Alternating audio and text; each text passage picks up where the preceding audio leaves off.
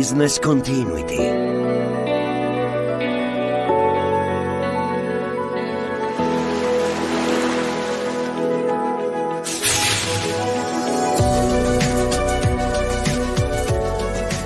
Technology in Media.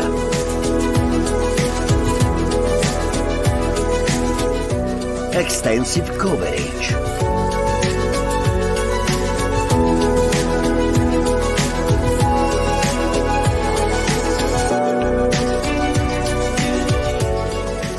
Digital Challenge.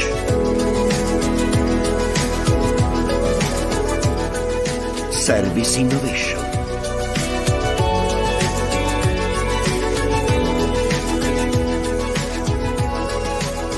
Stay tuned.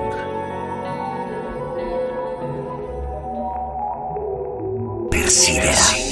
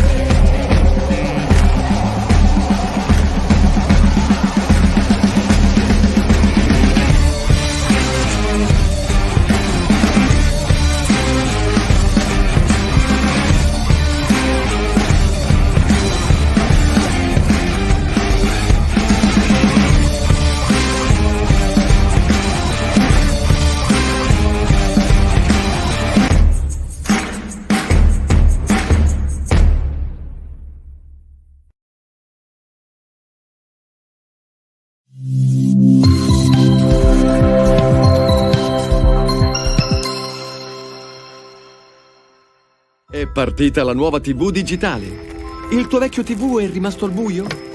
Ugo, lo sai che puoi ancora rottamare il tuo vecchio televisore con il nuovo bonus TV disponibile per tutti? Scegli un televisore o un decoder con il bollino La TV.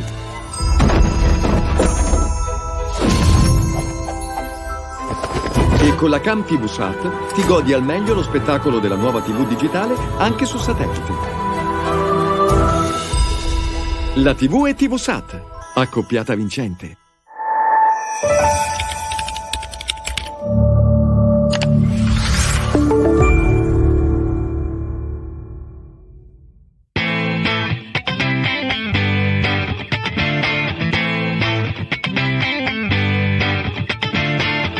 Drag queen named a Virgin Mary takes confessions. She's a 90s supermodel.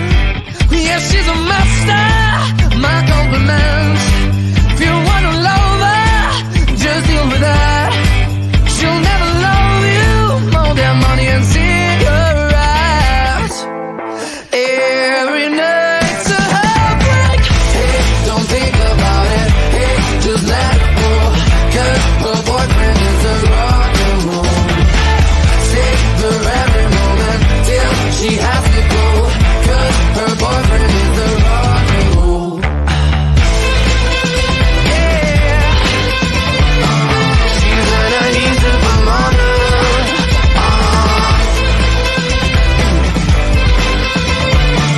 She's a 90s supermodel.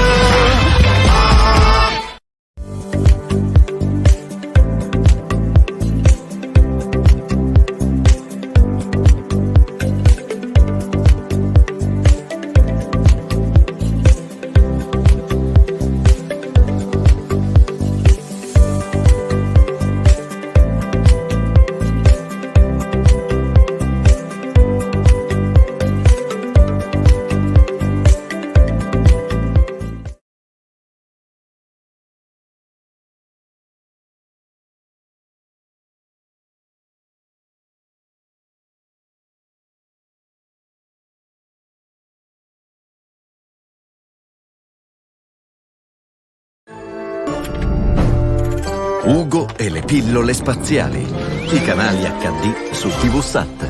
Ugo è un camaleonte e, come tutti i camaleonti, ama cambiare. Ugo adora guardare la TV in modo perfetto e preferisce i canali in HD. Piero, il camaleonte in bianco e nero, non sa che con un decoder TV Sat Classic può vedere in HD i suoi canali preferiti. 9 e TV8 in HD, Rai Movie e Rai 4 in HD, il 20 e il nuovo 27 di Mediaset. Piero non può credere ai suoi occhi, indipendenti. Ugo consiglia anche a te di fare come Piero. Prendi il kit con il decoder TV Sat Classic e vedi in HD i tuoi canali preferiti. Scegli il digitale spaziale.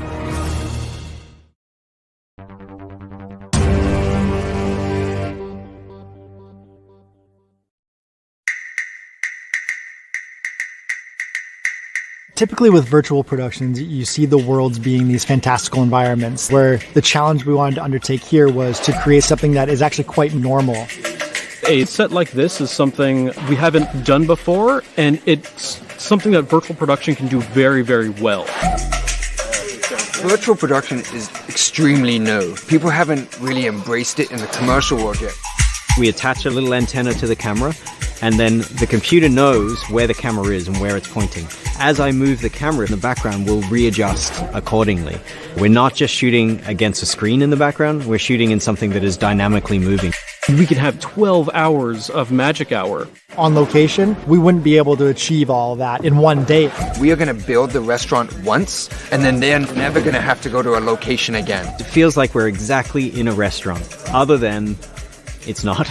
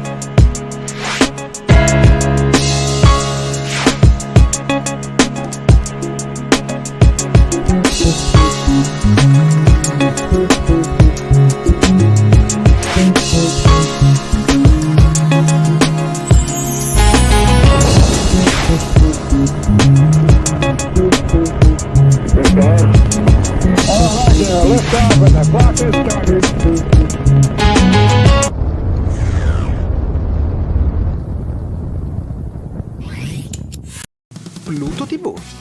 La TV in streaming e senza abbonamento è arrivata in Italia.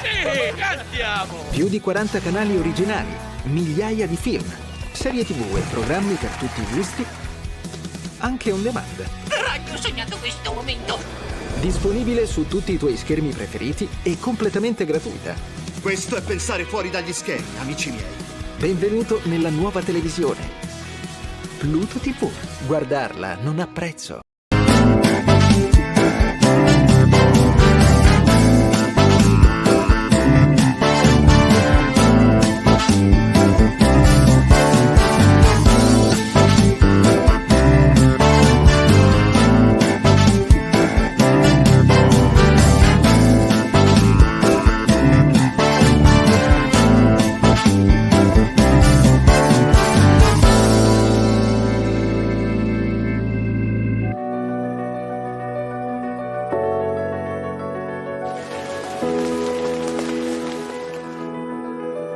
Business Continuity.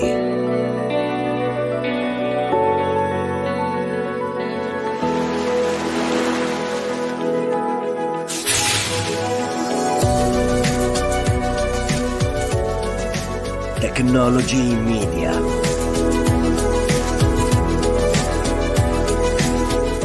Extensive coverage.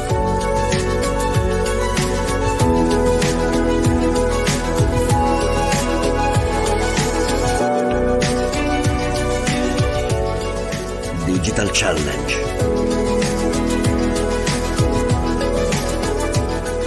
Service Innovation.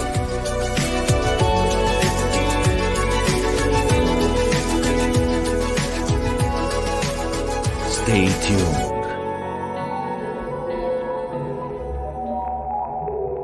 Persidera.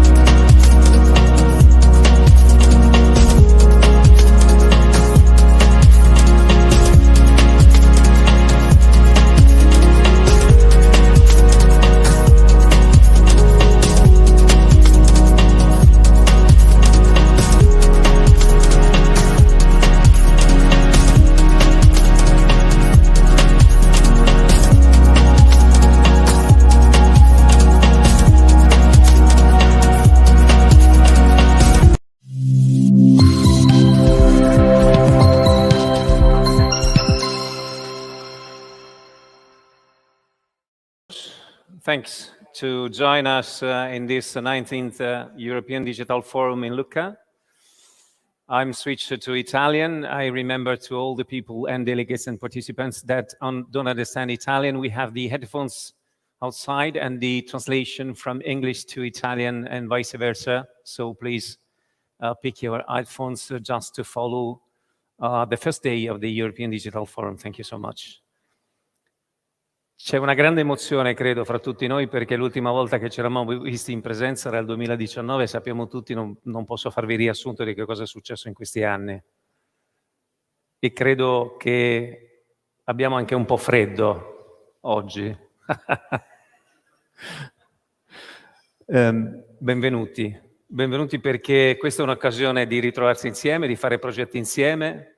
Voglio ringraziare tutti coloro che hanno consentito l'organizzazione di questa 19ª edizione. Per la prima volta da quando facciamo questo evento a Lucca ci rendiamo conto che forse un po' di strada insieme l'abbiamo fatta ed è bello ritrovarsi.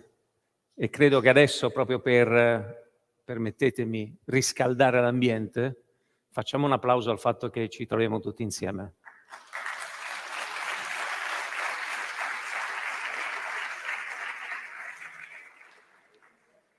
Malgrado questo lavoro lo faccio da un po' di tempo, sono un po' emozionato, mi sono sentito un po' come Cristiano Ronaldo che deve affrontare una finale di Champions, quando si dice l'attesa poi ti rovina tutto, perché vuoi soltanto giocare, vuoi soltanto impegnarti. E quindi questo è quello che facciamo. Di certo è che abbiamo offerto e offriremo un'edizione ancora eccellente dal punto di vista dei contenuti. Quindi grazie per stare con noi. Muchísimas gracias. Ogni tanto sentirete un po' di spagnolo, perché ormai sono più spagnolo che italiano. E quindi mi sfugge un po' questo. Allora, io invito, non voglio passare per una persona che è sempre too much proud to welcome the people here in Lucca, but at the same time, I'm convinced that we have realized a very amazing program this year, again and again. It's now possible to jump again and more important of the last years, even these years. So we have decided to open this edition 2022 with a very special, amazing professional. I met him here in Lucca 5 or 4 years ago, and I remember exactly that I found an excellent professional and an amazing man. He was involved in the European Commission. He was very pragmatic in sense to follow exactly step by step the agenda with the European perspective. And I'm very proud to welcome Paolo. Paolo Cesarini.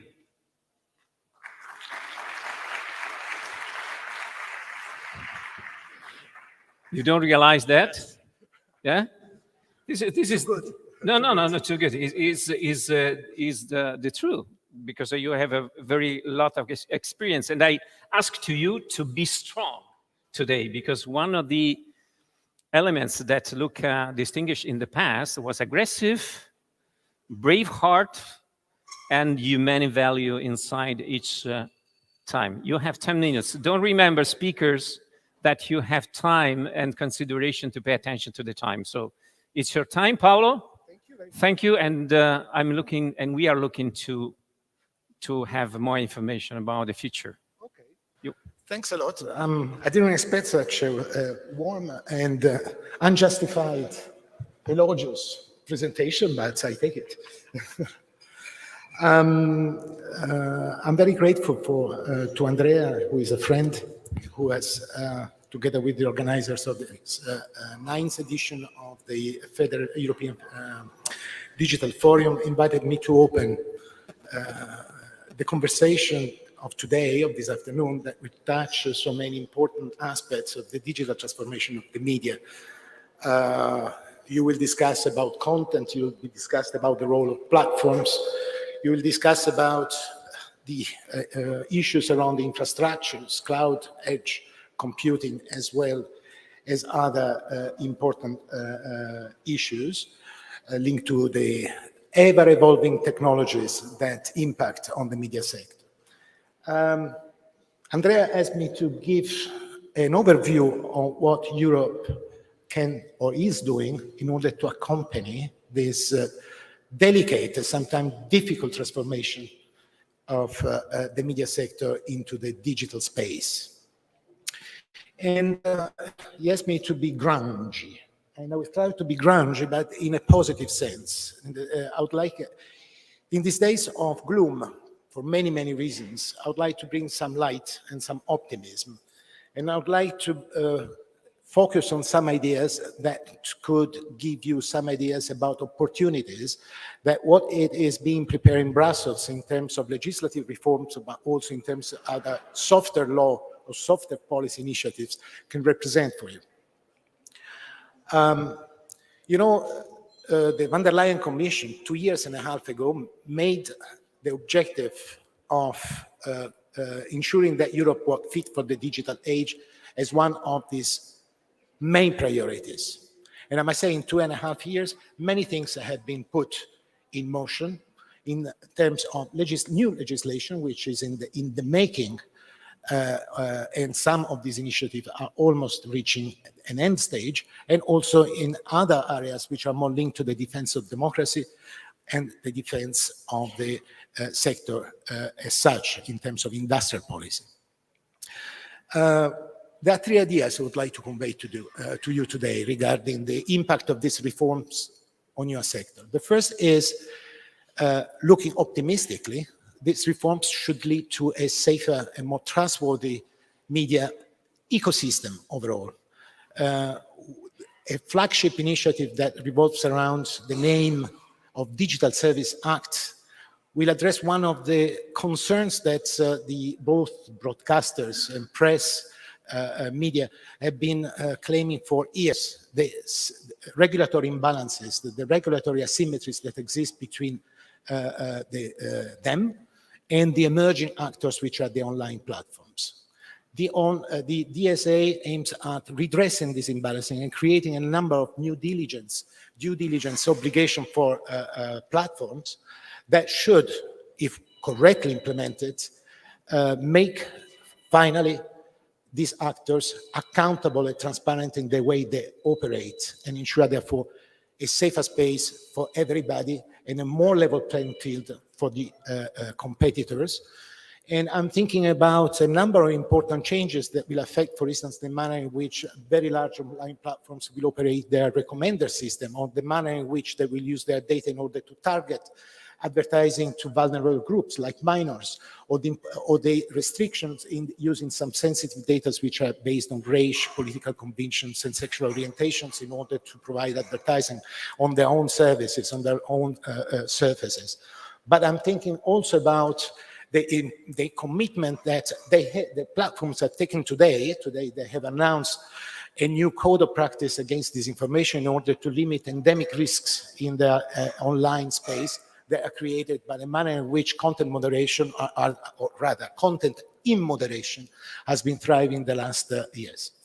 That is an important factor also for those who produce content, for the media that are engaged in this race of attracting eyeballs and attention across audiences, because the correct implementation of these new commitments will create the condition for surfacing quality products, quality media products, in particular news and information, to the detriment, of course, of more sensationalist and less trustworthy content. So that would be a change to be kept in mind.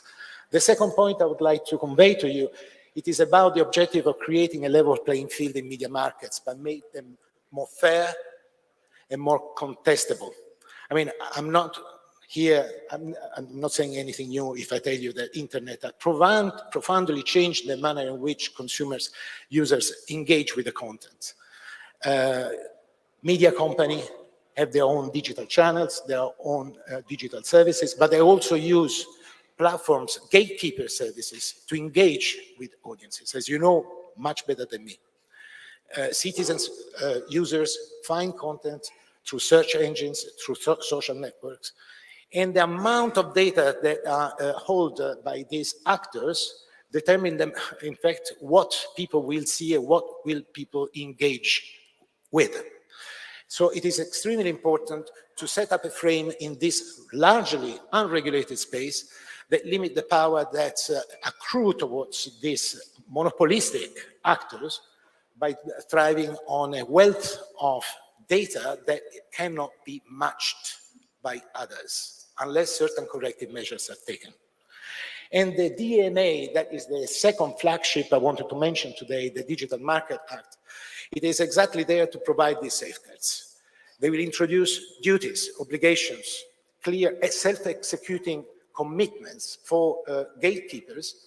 And when I say gatekeepers, of course, referring to a handful of major online platforms that provide intermediation services, digital intermediary services at large. I'm referring to the GAFAs, essentially, which will have to, come to term with their business users, and you are an important segment of their own business user community. There will be conditions regarding fair access to the services, and I'm not thinking only at app stores. I'm thinking also about search engines. I'm thinking about social networking services that they will be obliged to set up clearly in their own terms the condition under which they will grant non-discriminatory access to all business users to their own services and provide for means to evaluate the front condition that will show fair non-discriminatory conditions that will apply for these access conditions, and also provide for out-of-court redress mechanism when the business users will have to comply about actions that would be detrimental to their interest. I can make you another example that I think is quite important here without being exhaustive, of course. It is about data. The obligation to share data by the gatekeepers with their own business users will be a game changer in many respects.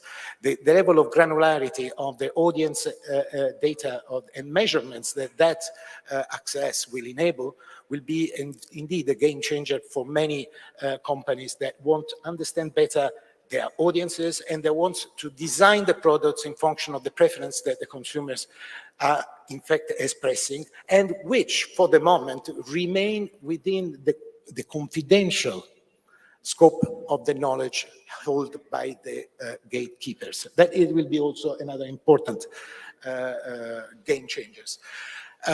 In the advertising sector, because many media lives out of advertising revenues.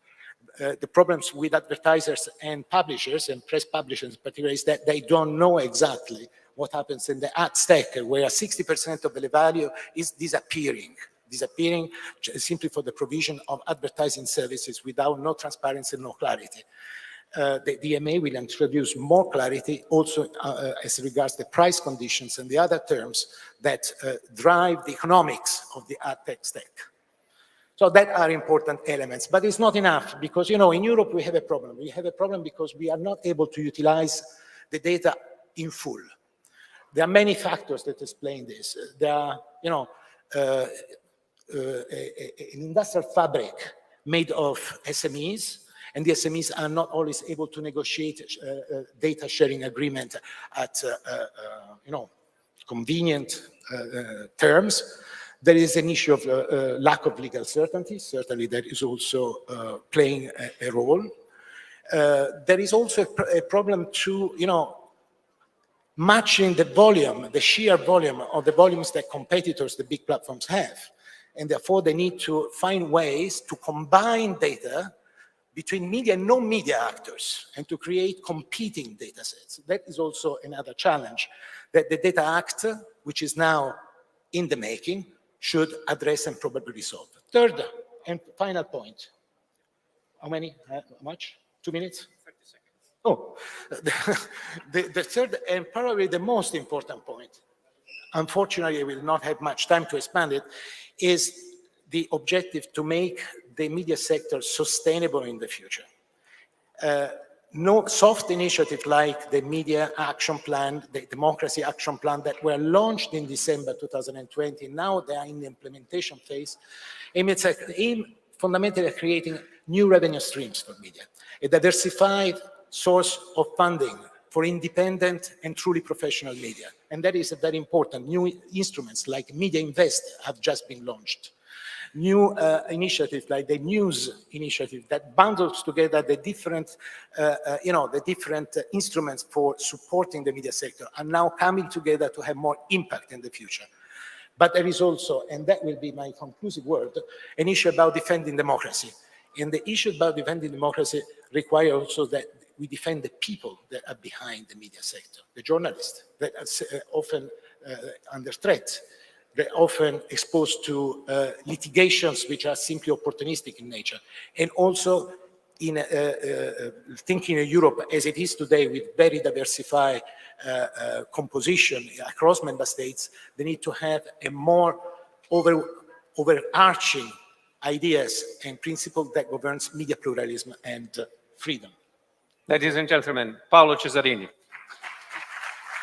We appreciate a lot your indication, information, and probably we will repeat what we have make an experience with the Tech Talk. So now it's time for Audience Insights, a data platform for action. I'm pleased to see and deliver the video number 2, please. Thank you.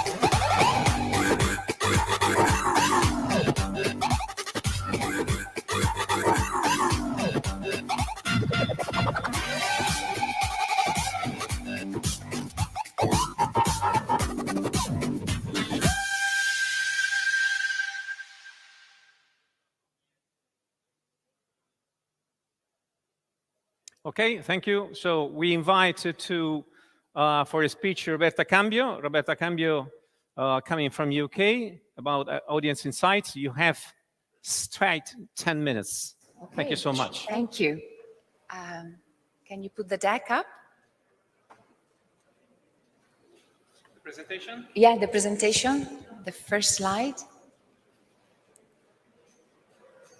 Well, I can talk in the meantime. Yeah. Okay, let's go. So, buongiorno a tutti. My name is Roberta, and it's my first time here at this event. So, some of you may have attended a presentation that my colleague Laurent gave last week, and that presentation was about Brykov as an online video platform. So, today, the deck that should appear has some slides.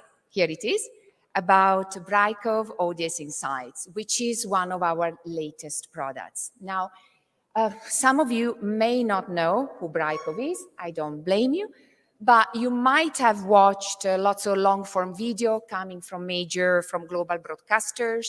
You might have done some shopping on luxury brands, especially here in Italy, and lots of that video comes from Brykov. So one of the data that really resonates with me is that today, Brykov is delivering almost 1,000 years of video. And this really speaks about the scale that our video platform needs to reach, about the accessibility, the scalability, and the security that we need to offer to our customers. Now, to give you some examples on the on-demand space, as I said, we power long-form content. We also work with studios. As an example, the Academy has a streaming platform that shows videos to the judges before the Oscars, and that video comes with Brykov. And it's really very important that that video is secure, and we are part of that ecosystem. On the live event, we also power major sport events and concerts. So we have a full breadth of capabilities. Now, specifically, I want to highlight a few challenges that I'm very sure you are very familiar with.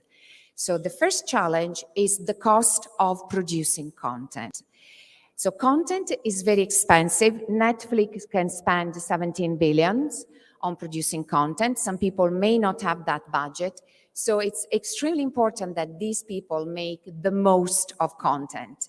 And as a viewer, I can have access to a plethora of services. So I could have up to 4 streaming services.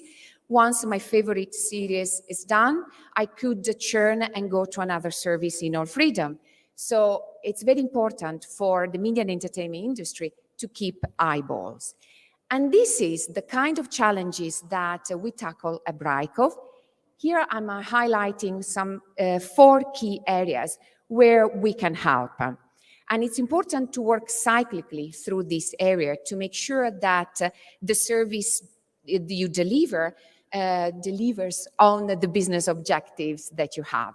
So first of all, content needs to be repurposed for different markets, different geographies. It needs to reach different devices. And we really want to take off a major weight off your shoulders, and that's the processing of the content. So there are lots of challenges, there are different streaming protocols, there is security, and you want to target different ecosystems on the platform side. So that's another area where we can help. And when then the content is delivered to a tablet or a smart TV, you want to create experiences to engage your audience, to make sure they are glued to the screen. All this while enabling you to monetize video in whichever way you want. It could be advertising, it could be a subscription, transaction, there is a variety. So working with a number of customers on these areas, we have focused on one aspect, data. So the previous speaker clearly talked about, let's say, the regulatory side of data. Today, I will focus on the technology side, as Brykov is a technology provider. So we know that data can be siloed in different parts of your workflow. Ultimately, why do you collect data? It's because the decision makers, the business owners, the marketing people need to do some plan for the next 6, 12, 18 months. And they need to access this data. And they need to have some way of visualizing it, because we don't all have a PhD in mathematics and can look at data ourselves. So we have developed these, let's say, technologies, these product audience insights that can help you act at each stage of the audience lifetime value. And we start with acquisition. So acquiring customers, as we know, is very expensive. So it's important for you to have a history of data and to understand the trends. So in this slide and following slides, you will see some graphics at the bottom or on the side. And this is graphic that we offer, that we have developed based on our experience working with a variety of media and entertainment companies to really give you insights on which you can act. So starting from acquisition, you know your customers, so you can identify long tenure customers, customers with high engagements, and you can run lookalike campaigns based on the data you have in an efficient way. Clearly, once you acquire these customers and they come to your platform, they are doing a trial. We do recommend doing free trials if you offer a subscription service.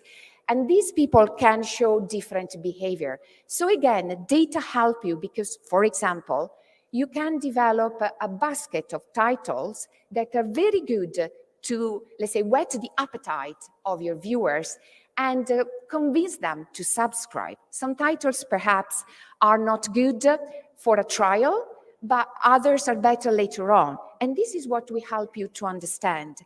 Once customers come onto the platform, again, you want to keep measuring.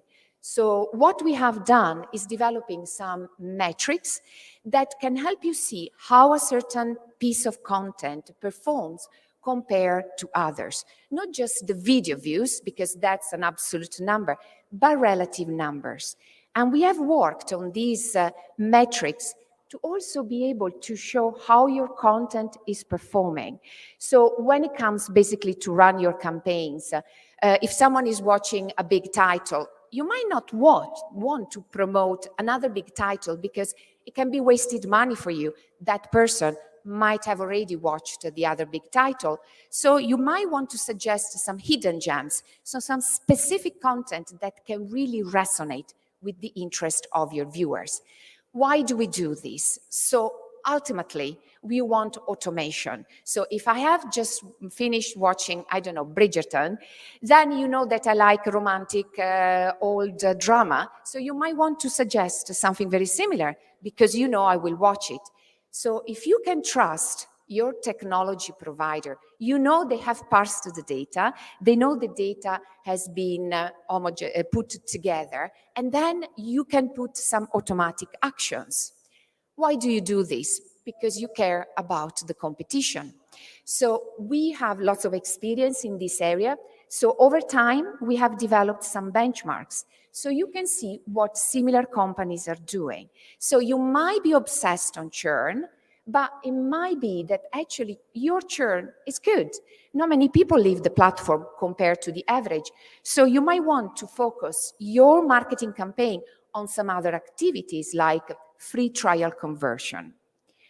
So ultimately, how do we do this? So for the technical people, this is an interesting diagram. So we start on the left-hand side. These are all the silos where data is contained. It could be data from your subscription service, from your video views, from your marketing activities, from our friends and Conviva who are here. They are also a data company. So they collect all this data. It comes ultimately into our platform. And this data needs to be processed. And that's where your vendor will show the value they bring you.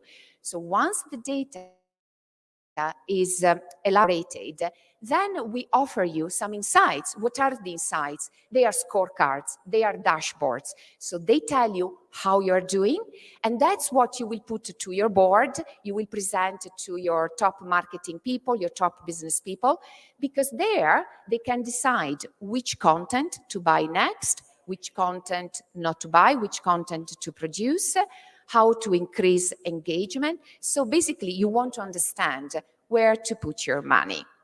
So that's my story for today. I'm here with two colleagues over there. Raise your hand, Lauren and Jessie. And we are also with our partners Before Next, one of our partners in Italy. We have a room and we will be happy to talk to you. And that's less than 10 minutes. Yeah. You see?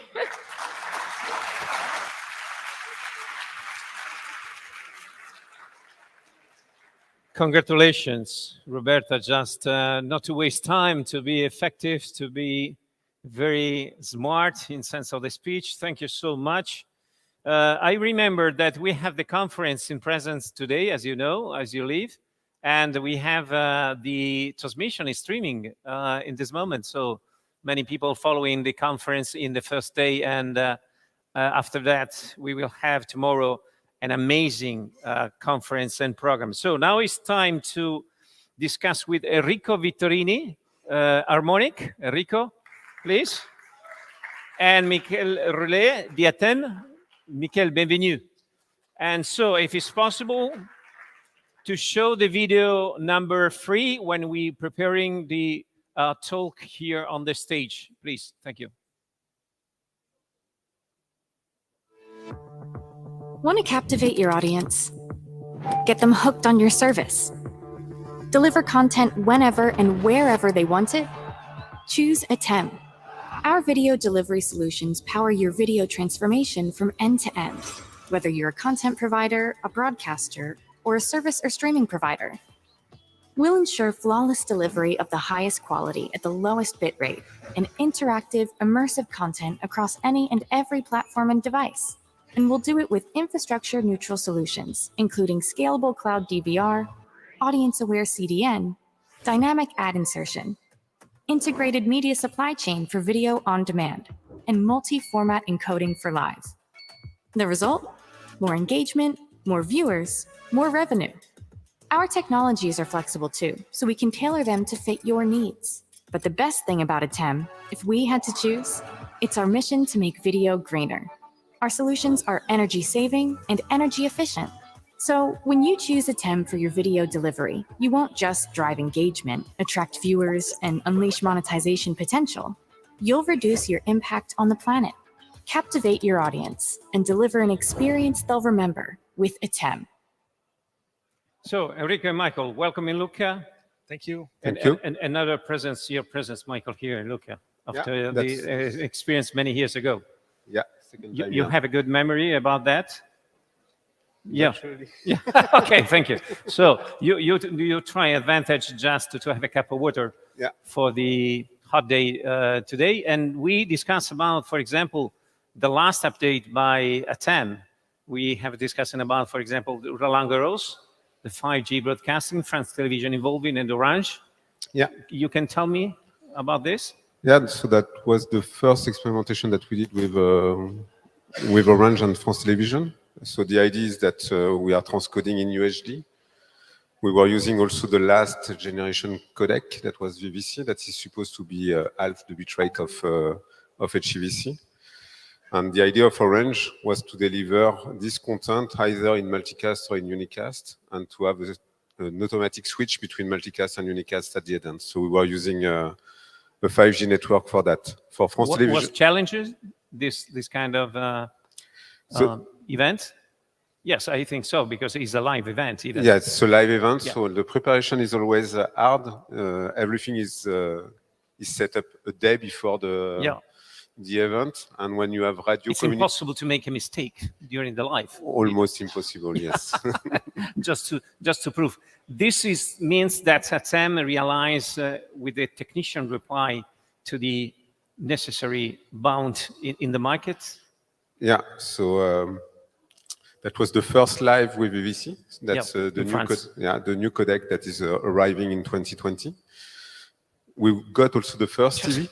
So LG was providing the first TV capable of doing VVC for the first time. So that's quite challenging to have that running. Is any information necessary just to explain in France? Because as you know, in Italy, realized the 5G broadcasting here in Lucca in 2019, and in Spain, I remember during the OCNC in Valencia in 2020 or something like that. I don't remember exactly the year, but it was challenging for sure. Yeah, there was another event that was just before the Roland Garros tournament. That was the Eurovision. The Eurovision was done here in Italy and was broadcasted. From Turin. Was broadcasted to various places like Vienna, Stuttgart, and France.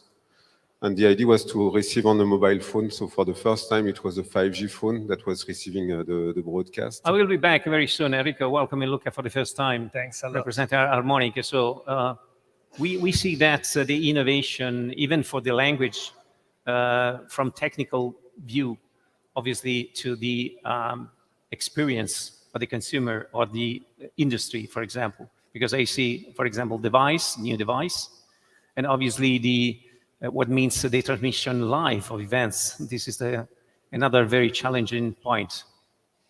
It is absolutely. What is your point of view in this sense? I will link to what Michael just said about Ultra HD. Voice, Enrico. Yeah? Okay. Yeah. Is it better? No, I was saying, I will continue what Michael was saying about Ultra HD and the challenges that we have to transmit a live event today. In general, we see, quite good Ultra HD offer for VOD, and somehow now starting also for live. There is a steady increase of the adoption of HDR and next generation audio. But I guess we have still some progress to do to have an out-of-the-box Ultra HD solution in the living room. And this is mainly because of interoperability of the devices. Is a sort of experience by definition. Because you arrive to the high definition, but you are looking for Ultra HD. Yes. Yeah, exactly. Right? And TV set needs to interpret this HDR metadata, and this is still a problem today. There is a fragmentation of HDR standard. Low-end TV sets are problematic. The way they render the HDR is not so good. High TV set is fine. So we need really, in the industry, should focus on uniform how these metadata are rendered.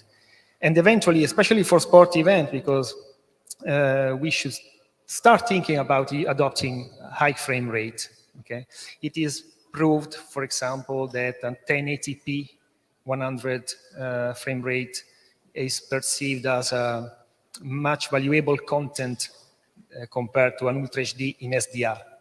Okay, so these are the two challenges that we have today for live and Ultra HD. The same question to you, Enrico, but even for Michael. And the industry how react in front of this opportunity to develop the market and the solution that they are able to develop?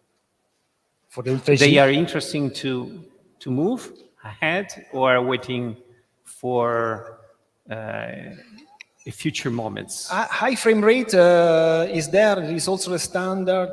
You can be backward compatible. You can deliver the enhanced additional info on a single PID. So the TV set that do not support it can discard it. But the market is not adopting it. Is not looking at it, and it really could instead improve quite a lot the user experience and the quality of the video, especially for sport events. That is the main driver for Ultra HD, by the way. We could prepare the video number 5, if it's possible. Michael, your reaction about the industry are interesting to move forward or waiting just to understand exactly the position? Well, that's true that the codec today that is used, that is HEVC, has been adopted with SDR, and then later on we got HDR, which is fragmenting a lot the market. So the devices are not ready, all of them are not ready for HDR, which is fragmenting a lot what the people has to deliver or our customer has to deliver. So that's one thing. So a new codec can help. So there are 2 new codecs at least that we know that are AV1 and VVC today, and they are coming with HDR from the very first time. So there is no issue with displaying HDR at all with those new codecs that can help. Okay, video 5, and we will continue in the debate with Enrico and Mika. Do you want to reduce your time to market and launch an unlimited number of linear and OTT channels whenever you want? Harmonix's VOS 360 channel origination and distribution platform is a fully managed video streaming platform. It allows you to create and distribute linear and OTT channels to end viewers in scale on the fly. It's a perfect fit for you if you need to add more channels and adapt to changing viewing trends fast. It's simple because there's no costly infrastructure to deploy, manage, or maintain. The VOS 360 channel origination and distribution platform leverages the cloud to help you deliver content to your affiliates anywhere in the world. There is little to no upfront capital expenditure to launch, and you can start and stop services whenever you want. The VOS 360 channel origination and distribution platform is designed to adapt for you.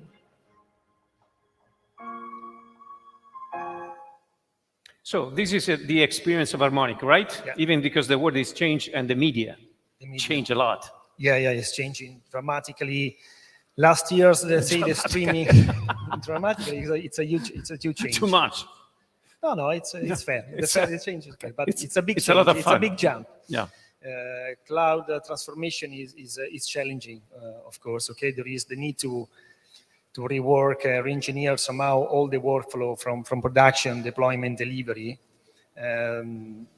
The integration with cloud provider is not easy, especially if you want to be cloud agnostic. This is really a challenge. It's massive, therefore you have to put. But let's say this is the only challenge I see personally, for the adoption of cloud. This can be easily overcome with a SaaS model. This is what we propose, okay, in the market. And then our customer can really take only advantages and get the opportunities.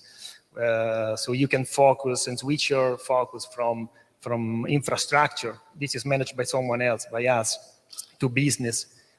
Also, let's say, switch the business model from CapEx to small chunk of OpEx, for example. Cloud is elastic, it's flexible, is immediate, so you can really try to explore new markets, to try adapt new ways. even the solutions to the interest of the company to solve this kind of It helps request. a lot. Yeah. It gives you the opportunity, as I was saying, to explore new business. Okay, you can try and find new ways to monetize content, like a fast platform, for example. Finally, we have customers that did this. The problem is the same. It's monetizing. Yes. Yeah, of course. we want to help our customer to do this. No? Yeah. And you can distribute, as we said, content to the cloud. And you can follow, this is maybe the most important, the trend of the TV for the years to come. The next decade will be personalization. And when you need to deliver something unique in terms of advertising, content, graphics, branding, and whatever add-on, this is cloud, because you need scalability, only cloud can grant it to you. Finally, also AI. It's not too much to control at the same time, or you are able to assist the industry just to control all the chain of the distribution, monetization, new business. It's not easy to control, No, right? it's not easy. It's not easy. The effort, our effort, it's enormous, of course, in terms of people on investment, on R&D, on support. But we do offer a platform that really covers end-to-end from playout to distribution to origination streaming. And cloud is a must-have for the years to come. Also, if you think about AI, how much it helped during these years with code evolution, and AI sits in the cloud. I see positive reaction by Michael when you discussing about this point. Yeah. Probably is the same attitude to explore a new innovation in this sense. Yeah. There is one thing also that we are all thinking that cloud is infinite, but at some point we need also to reduce the cost of our let's say, customer that will use the cloud in the end. So we need also to be efficient and Probably not to spend. Probably even the international experience in these elements could be helpful. Yeah. Because as you know, you have different requests, you have different approach, but it's not easy to complete and reach just to avoid any kind of problems in the future. Yeah, that's true. And cloud, so today we see also that everything is coming to be OTT, so we have less and less OTA. So people are looking into having something that is more common, so they use more Dash or HLS to the device. Even if we see multicast to help that, to leverage that in the end, but everyone is using OTT, and the player is an Android player or an Apple player, and they are all going to be... The same question for both. What is the next challenge, in your opinion, or the most interesting challenge from your perspective? One of them, so personalization, you mentioned that, is one of the challenge. And I also think that we all need to be green and to reduce a bit the impact of the video on internet, and we need to find solution for that. Yeah, because in this way the world is completely changed, unfortunately. I do agree with him. We have always evaluated the codec considering their complexity, the commercial model, and the performances, but. We will have another term in the equation that will be how green a codec can be. Then we can decide even to be less green on codec side, so to consume more in the end, to be much more efficient than in CDN delivery. Efficiency is the terms that efficiency is the term. Is the term. Is the key of codec to be efficient, but must be green or in the end.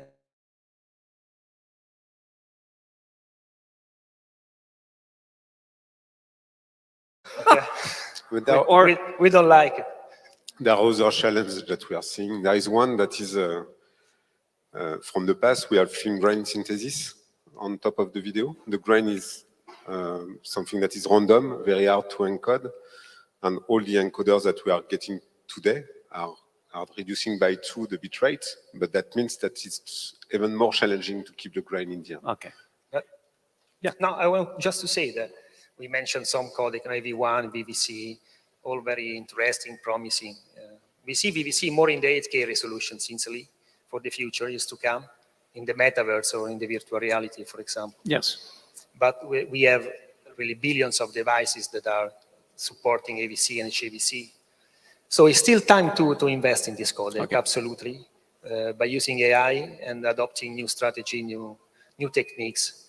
That will really help the delivery quality experience and video quality. This is the time even to express our best appreciation, because Harmonic and Tem are sponsors of the European Digital Forum.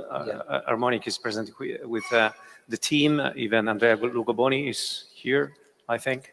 Is there? Andrea, hi. And CVA and Video Progetti are our great partner. Yes, in Italy as the same. What the people and delegates could find in... Yeah, we have our own booth that is Yes. just close to here. So we invite you to visit. Yeah, and where we are demonstrating 5G, what we did at Roland Garros. It's a very interesting experience in my sense. Enrico Vittorini, Michael Roulet. Thank you so much. Thank you.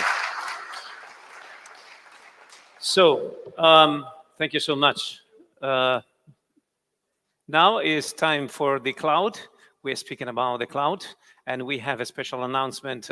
Now I have the opportunity to make my personal wishes to Antonio. Gioia is right there. Marco, come in. An applause to Marco Sala of Google, because we have a very special announcement. Today is the launch of the new region. Absolutely. So it's very challenging topics. And then we have another very amazing, interesting topics. You have 10 minutes. Yeah, Marco, thank you so much. Your presentation. Thank you. Ciao, everybody. Very happy to be here. Thank you, Andrea, for the invite. It's a pleasure for me to Thank be you to you to be here. We are here. This is not the first time for Google. In the microphone, please. This is not the first time for Google Cloud, so we are very happy to be here again. And let me say, it's a very special week for us today for one simple reason. Yesterday, we celebrate with our customer. Announcement. Yeah, here we go. Yeah, okay. Yesterday, we announced with our customers and our partner the launch of the new region in Italy, in Milan. So yesterday, we opened up officially. So we are very happy to say to everybody that now Italy and Google Cloud have one region in Italy. But this is not the first announcement, the only announcement that we have. We have one more. I mean, we not only are opening the 35 region for Google Cloud in Italy, we are opening another one in a few months in Turin. So we will be the first hyperscaler to have 2 regions in Italy. And in collaboration with Tim, we are very happy to say that we will be able to support Italy and all the country in the evolution of its digital transformation. We need to ask a representation of Marco, yeah, please. That would be great. That would be great. It's just a few charts, just to show to you. We can go to the next one. We are really convinced that this is a big investment starting in 2020 with an announcement made by our CEO of Alphabet, Sundar, saying that we invest almost 1 billion in Italy for the evolution of Italy.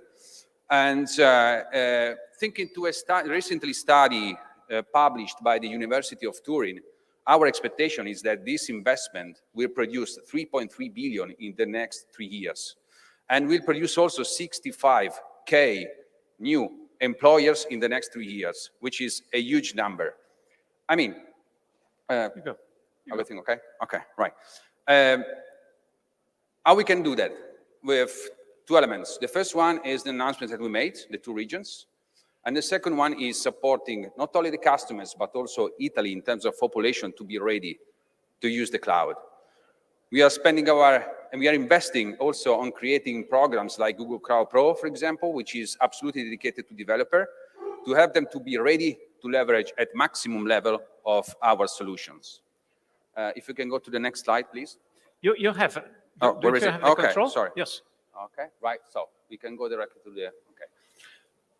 Why the claim it's in Italian? It's very simple. Because we are thinking to the cloud directly for Italy. I mean, we are working very close with the regulatory, with also all the European agencies, because when we think to the Italy that is going to start, in some cases, to its journey to the digital transformation, we believe that we should focus on some elements, not only the low latencies of our data center, which is massive, not only the security that we have, but also the data residency and the data sovereignty. 2 elements that are really powerful in terms of customer management, and especially for this type of sector, for media, because content and the data are really related with where we can use them and how can we access them. As you can imagine, having 2 data centers especially in Italy, so close in terms of distance, but so secure in terms of reliability, thinking to the disaster recovery, you can select Milan or Turin as a main data center and the other one as a disaster recovery, and you will be fully covered. Just to let you know, every region, we are now at 34, now we go to 35, is composed by 3 different zones. So it's a very, very big data centers, both of them. And some topics that I would like to highlight to you about that. We talk about data. We are usually encrypt all the data by default when they come to Google Cloud. This is really powerful also for people like you that are managing data to understand not only your customer, also your contents. And the second one, we mentioned about the security. And I would like to highlight another more topic that it's really close to our hearts. I mentioned to you some technical reasons, but there is another one which is becoming more technical in the last years, which is sustainability. Sustainability is a topic that is close to our hearts since almost 30 years. We are the 3rd decade of investing in evolving our data center that typically consume a lot of energy to try to understand how to move this and to leverage our solution in a different way. The investment are not only related to infrastructure, let me say in some way, but also on the services you can find it. So this is really focused on us, on media. And as you saw in the previous slides, we are not only investing on our infrastructure, but also in the solutions that we are giving to our customers. I heard before some buzzwords, some really important words like artificial intelligence, like scalability, like needs to be ready when needed. This is what we are doing with our solutions. If you want to better understand your customer, if you want to better understand how to provide content to your customer, if you want to collaborate with Harmonic when needed to transcode your content whenever you need, you can do it with the cloud and with Google Cloud. But let me go back directly to, just to stay on time, to this video that tell you a little bit more about our story, not only about tech, but about sustainability, which is one of our main values.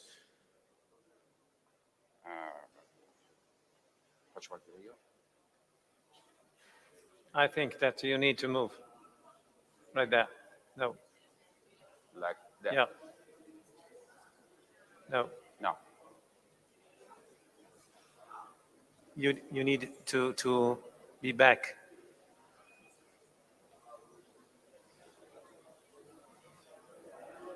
Okay. Thank you.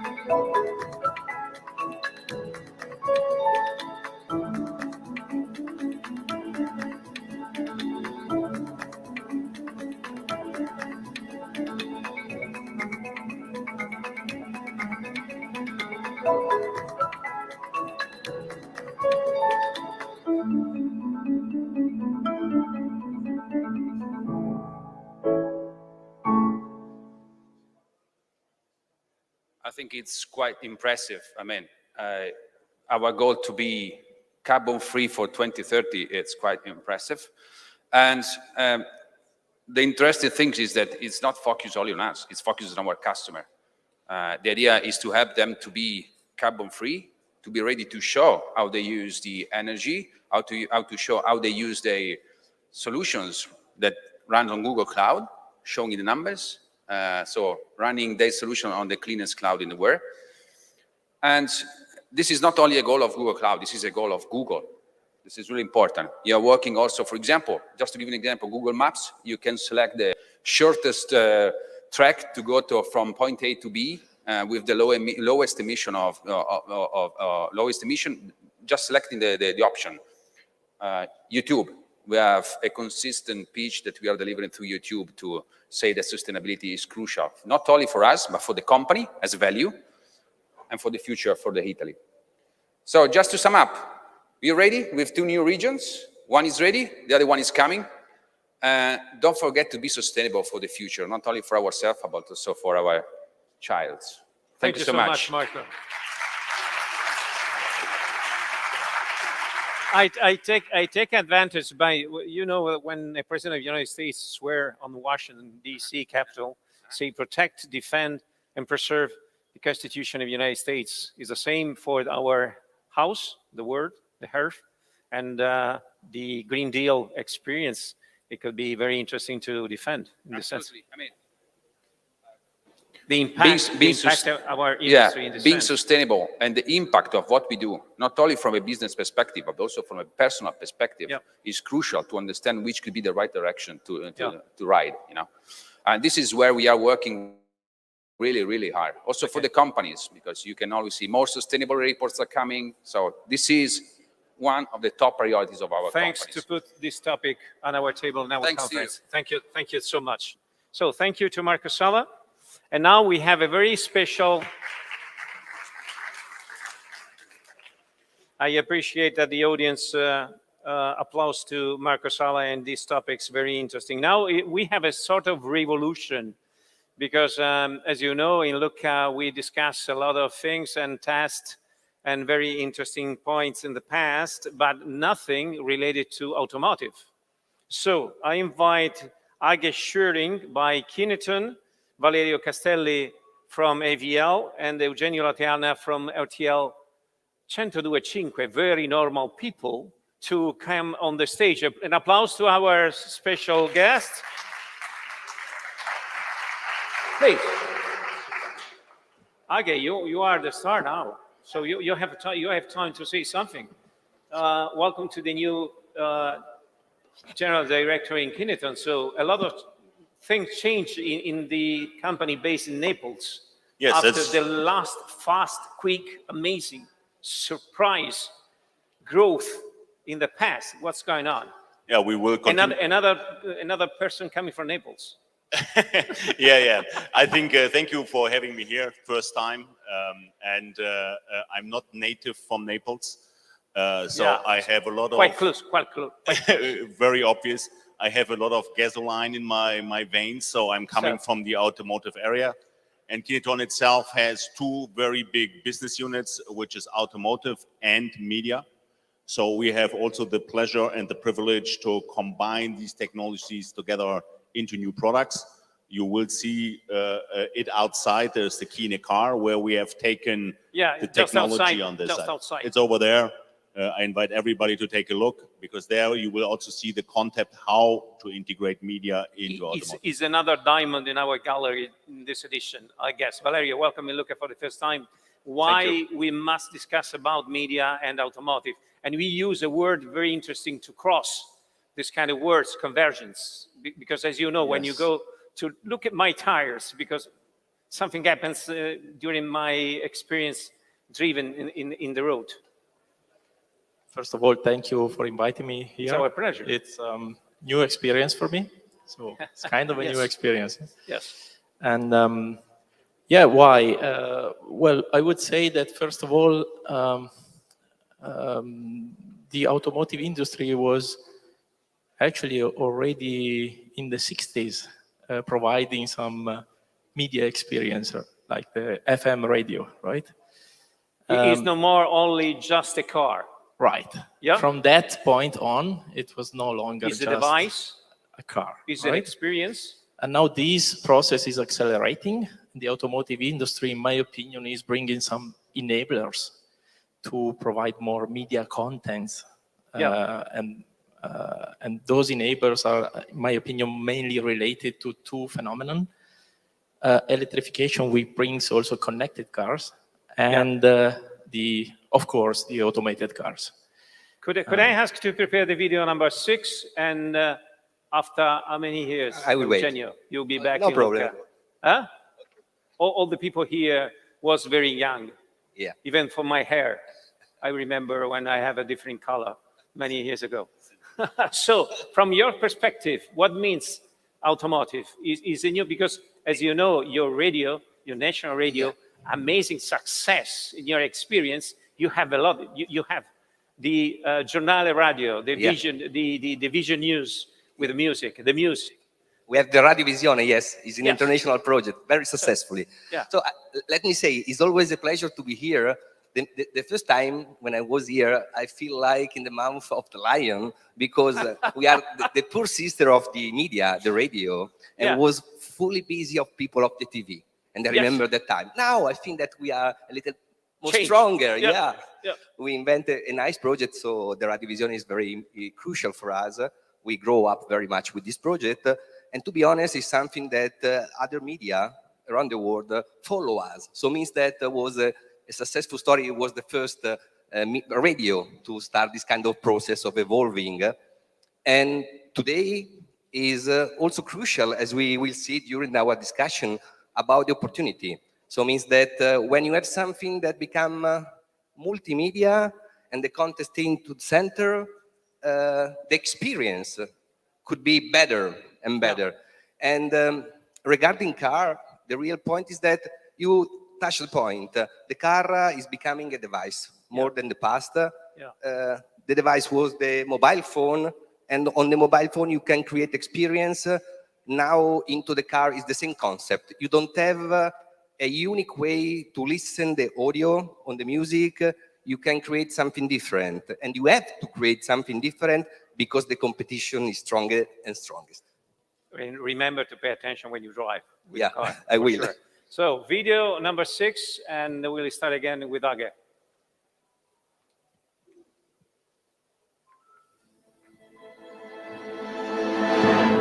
The Earth and everything in it are in continual motion. At AVL, we believe it's time for it to move to a different rhythm, to a new, more harmonious melody, in ways that nurture, protect, and sustain.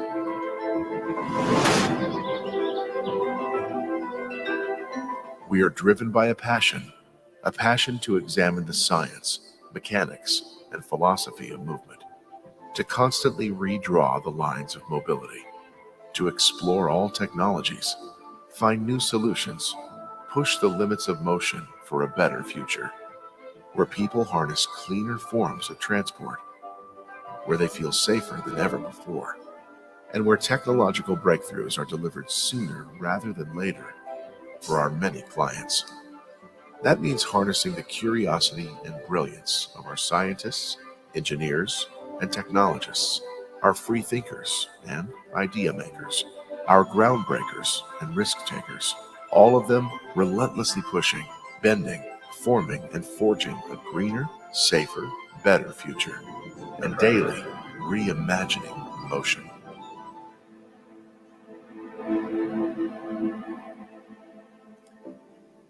So this is AVL, a very great experience. I love this kind of approach, thinker, creative, and style, design, efficiency. We are mainly an engineering company. You need to think all this kind of process. Right. And most of us are engineers, and we are curious by nature. Therefore, all these new technologies and experiences, we are learning, and in the same time, we are applying what we learn to the automotive industry. Be back to Age. So why you're offering about the Kine car? What is Kine car? You can visit the Kine car just in the open of the European Digital Forum. Is a very great experience. You can touch and you try what means Kinecar. Is a very special dream by coming from Giovanni Fiengo that discussing about this car many years ago. So finally, he reached these results. So, yeah. So what means? Yeah, the Kinecar is, as you said, the dream of Giampiero Fiengo, who is the CEO and has founded also Kineton. There are a couple ideas behind that. One idea is to have an academic platform for trying new things, new technologies. The other part is combining the two big businesses that we do in Kineton together in a new product. This is what you see as the central part that is in the Kinecar, that is really bringing the media into an automotive-grade head unit with all the challenges that you have, stability, moving around, and having all the technologies seamlessly integrated, and have a very strong focus on the HMI that is very important to not be distracted while driving. And the other point was it needs to be a car that is addressing the young population as a microcar, battery electric, so all the newest technologies are in there to really enable also the young population to be mobile as much as possible with their environment that they have from home, from a media side. How you can pass from a dream to the reality? What is the next challenge? This is, in essence, a lot of work. Yeah. So you need to work on the mechanics, on the mechanical setup, and then also have a very motivated team that is understanding what the customer needs are, the future client needs are, and put this into a product that they also like themselves. We know the great experience coming from the group of Giuseppe Prea, Nicola Iovane, and the other guys, and Anna Maria Spera, for example, that RTL 102.5 knows very well, because you study from that kind of services, right? Yeah, exactly. Yeah, yeah. We launch. You are the best test for the Kineton in this sense. Absolutely. For us, it's like, let me say, It's is a a great partner. fitness center for the innovation. It's a good marriage. Yeah, definitely. But the first marriage started with the HBB TV long time ago. So we was pioneer in this. Try to be interactive as more as we can, and now probably with the connected car we can do that when we're moving. Eugenio, you know exactly what is our experience with the radio from our generation. You remember? Yeah, well, I know. Just to turn on the radio, listen to the radio, enjoy the music, but then the DAB, then now the Kinecar. So, and to be honest, for example, for the first time, Jessica is a part of our team. I drive her car this morning, and I tried the DAB radio with RTL 102.5, the best song. I appreciate it a lot. My old music, finally. But it's a different way to use and to listen to music and the radio in the car. Absolutely. Let me say that it's not so nice for us. This kind of innovation. No advertising, for example. Yeah, no. There is also the advertising. Yeah. We have to survive. Yeah. But let me say that for us, in a perfect place where there was only the FM radio, no competition, and so the dashboard was a very beautiful place. It's not the same now because the competition is growing up. The technology is changing everything, the behavior of the people and so on. And the only way is to create experience, because the difference is that in the past, click on the button, listen something. Today, you have a lot of entertainment service, you have a lot of plays, you have a lot of new features. You can pick exactly what you're looking for. Yeah. Exactly. If you, for example, if you're looking for 70 music or Italian music or pop or rock. But to be honest, think about a very big difference between playlist services or algorithm on the play music and radio. Radio is live. Radio is something made by the people. You have some company. And not only music. Not only music. You have information. You have someone on the other side. You are famous in Italy just to service for the highway information. Absolutely. We have a lot of content inside. We have and we to be live is different to be. You are more ISO radio than the ISO radio. Yeah. Definitely, yes. Only the Italian No, people sorry for understand the this right point. people here, but we done a good We service on the respect- traffic. Yeah. Valerio, what kind of experience is KineCar for you, for AVL? Well, it's actually a very nice exercise that you did. Many compliments for that. And I think it's what is more impressive for me is the way that they allowed very young people to develop such a car, bringing new contents and a new mindset. To explore a new world. From those young engineers and the way that you train them, it's quite impressive. So I invite to visit and to try for a while. There's no move from the position that we have here. Don't drive in Lucca the car. It's not possible to do that, but you can try the experience for sure at the entrance of the Real Collegio. What is the next experience and challenging for the group, for Kineton? We are focusing our next experiences, of course, also based on all the availability that we have. I love Age because when Age speak very well and very strong, that the audience listen very well. Exactly. You realize that? Yeah. Congratulations, Age. Thank you. So where was I? No, the next steps is, of course, very important for us because we have still a very strong growth plan. We are focusing all our know-how now on the new smart mobility features, smart city features. So we are even extending what we are doing today with micromobility, modal mobility, and everything else around that with our data know-how, everything that we have tried also on the media side, into really extending, distributing content and providing services and having also the capability from the automotive side and put this into an overall new product. And this will be coming out in the next months. We will drive a certain proof of concept, specifically also in the area of Napoli. And we will also look into that from a globalization perspective. At the end, the message is we have still a strong growth in front of us. Congratulations, even because you invest again with employees in the south of Italy. Valerio, your next challenge? You continue to collaborate with Kineton and to explore. For sure, we are working together in some projects which we cannot disclose for sure. But yes, for sure we are working together, and I see the next big challenge to be the increasing level of automation. Yeah, because this is enabling another user experience. The driver is no longer distracted by the media.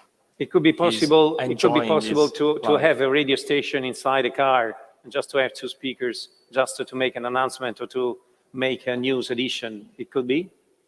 RTI 102.5, Giornata Radio. Yeah, we could try. We could try. Yeah. Yeah, with Luigi Tornari, is still there? No. Okay. It's moving. So it's a very amazing speakers. Yes. And what is your challenge for the future? Well, if I can, I will divide in two parts. The challenge for RTL, and in a way, let me see in the future, not so long future, but for example, we are... Is it an announcement or what? No, it's not an announcement, but it's a concept. I mean that in a way we are lucky and a very nice media also for the car. Because if you think about the autonomous driving, sorry, it's impossible for me to pronounce it. We are a media that could be only listen and watch it. And so means that is perfect to switch from one side to the other. So you can continue to drive into the car and watching and not only listen to music. So our idea is to continue to improve our quality of media with this concept of multimedia. And if I can, is the mission of the radio, but not only the local radio, I mean national radio in Italy, but all around the world, is to make group. And we are trying to do that with a project that is Radio Player. Why? Because the competition with the other entertainment services, I don't want to say no name, by the way, could be win only if we are radio. Not only one brand, not only one national team of radio, but a global service. Okay. So thank you so much. I express my best appreciation to Age. I will engage you as presenter next edition. So I love your attitude. Just to speak, Valerio Castelli from AVL, Eugenio Latriana, was a very great pleasure to welcome you again. Yeah. I hope to welcome Surachi next year. Next time. It could be possible. Okay, no time to see our video? No. Yeah, there is a video from Kineton? Okay. It's in the presentation. Okay. Is it? Okay, we will give the presentation to the audience. Okay, thank you so much. So, an applause to our guests. So, we have just to have a first break, another great company to welcome in Lucca to talking about the key of streaming TV business with Carlos Prieto from Conviva. Bienvenido. Finalmente hablamos castellano. Carlos, por favor, una vez. Thank you to join. You have the presentation, I guess? Yeah? Okay, no, this is no Paolo Cesarini present at the beginning. So the presentation of Carlos Prieto, you have 10 minutes, and then we have one break. Carlos. Okay, hello, everybody.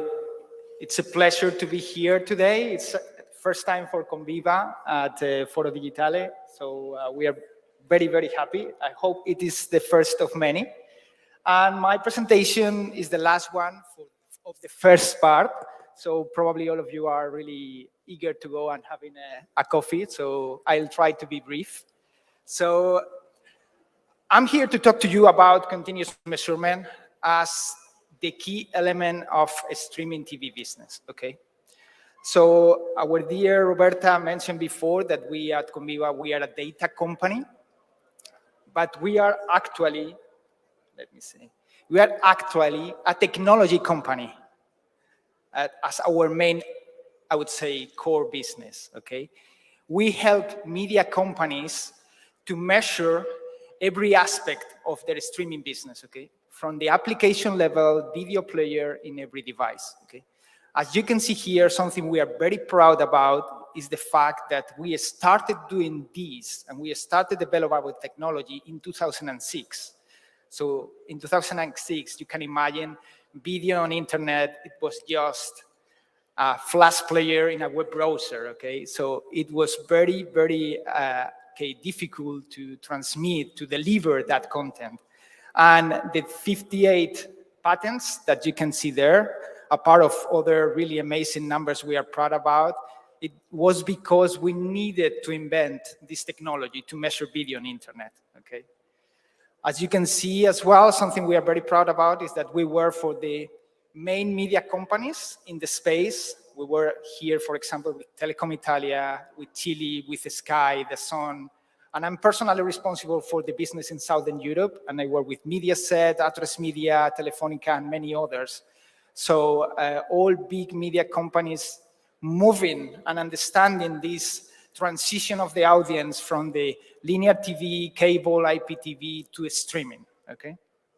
So, and how are we helping our customers in this transition, okay? So first of all, what we do is to help them solve the main challenges that they are facing today. This is the situation all media companies are facing. These are the situation all these media companies need to cope with. Probably all of you know, all of you have this experience inside your company. So a lot of different SDKs that need to be integrated on different parts of your video platform, of your application ecosystem, or your video services ecosystem, with different methodologies of measurement, okay, and providing silos of data, and each team not really connected with each other. So this is what we try to solve, okay, with consistent data, seasonization, and comprehensive measurement. And the first element for this is our stream sensor, okay? This is a lightweight piece of software that we integrate comprehensively, okay, in all and every single device that you can have in the market. You can see here smart TVs, connected devices, mobiles, commercial video players, obviously Brightcove one of them. But we are agnostic on that sense, okay? We can even integrate in HBV TV and talking about innovation and new cars. We have even an integration in a Tesla, okay, in a video player in a Tesla car in the US. So you can imagine how comprehensive. And something I would like to highlight is that this sensor is measuring at census level, meaning it is not about trackers, it is not about beacons, it is not about sampling. It is really measuring every second of every stream in every device. So the actual and the real viewing experience of your audience, okay? This is fundamental change, okay? And this is what is changing the way and the ability all our customers are transforming their businesses.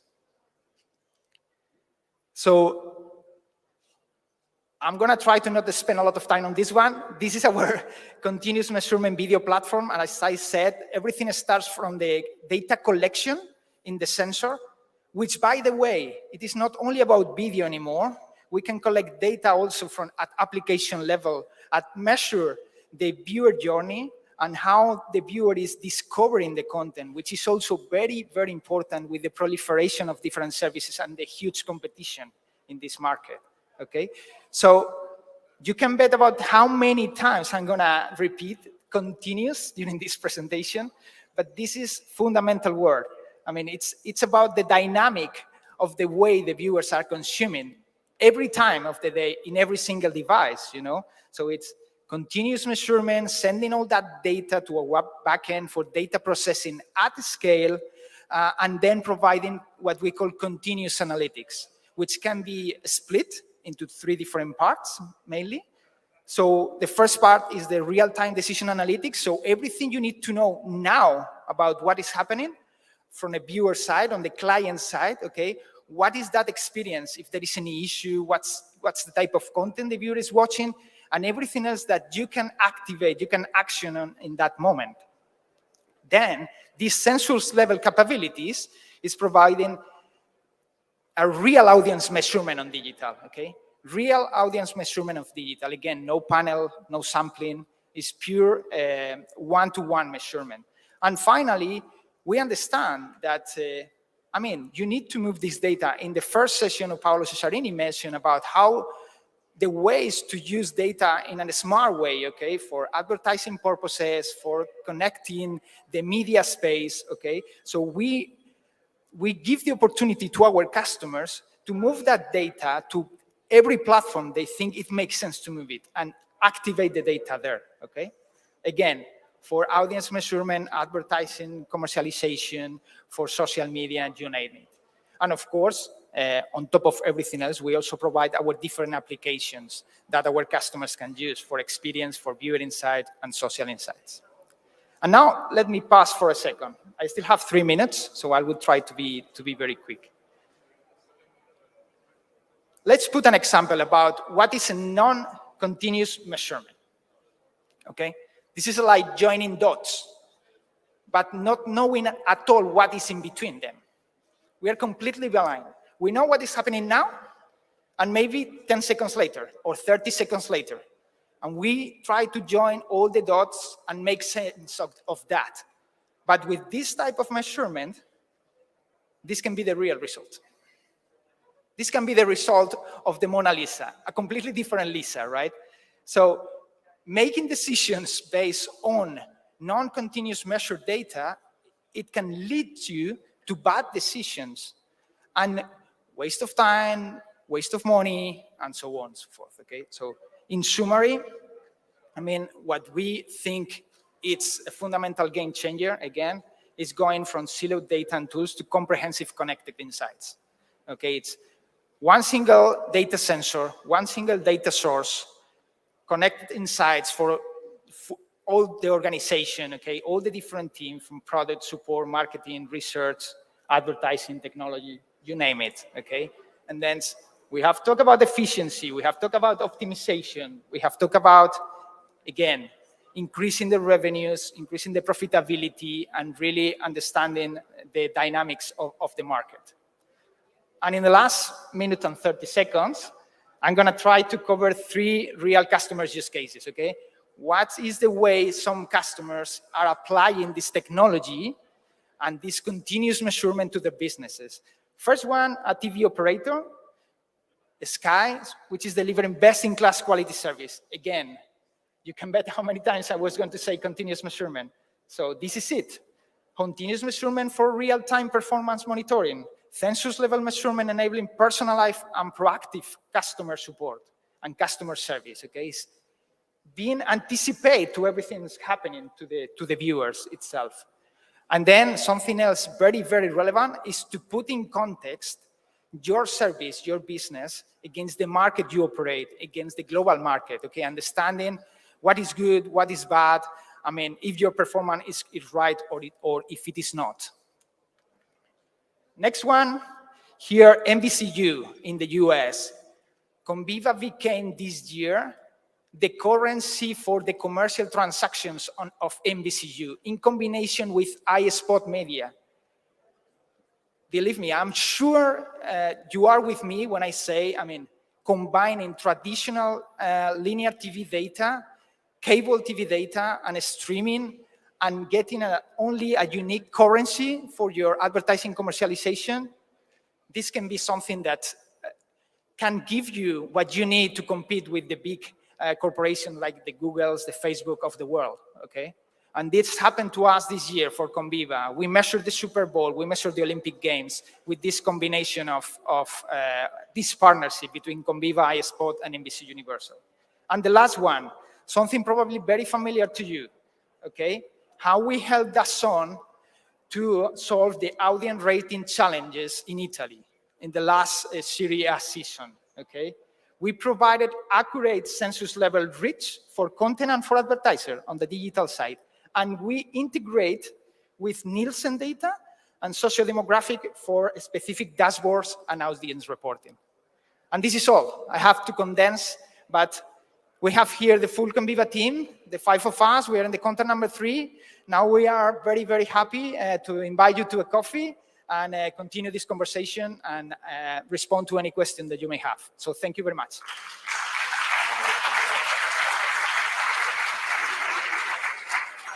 Enhorabuena, congratulations, Carlos, in particular to Veronica, because she has made a very amazing job. Veronica is preparation of the organization of your presence here.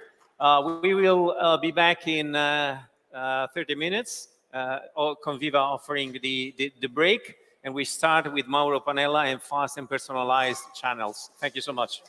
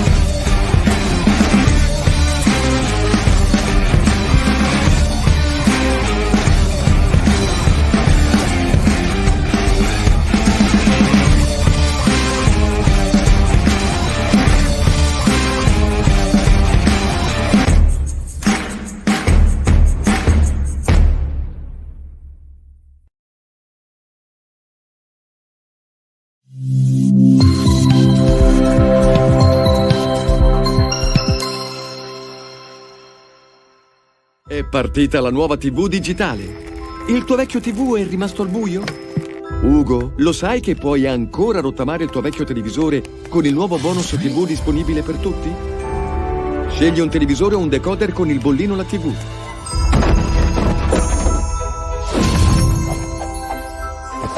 E con la Cam TV Sat ti godi al meglio lo spettacolo della nuova TV digitale anche su satellite. La TV è TV Sat, accoppiata vincente.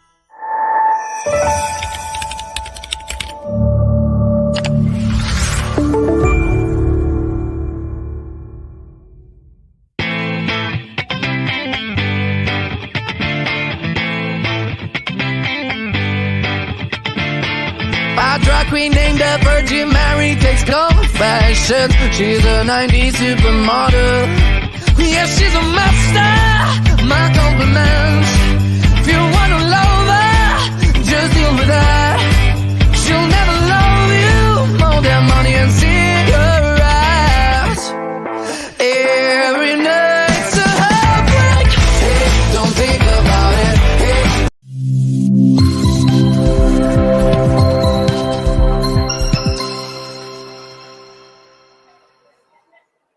Sempre questi milanesi che fanno disordine qui nel primo tavolo. I milanesi sono tremendi. Morelli è desiderato al tavolo, grazie. Anche Nardoni, grazie.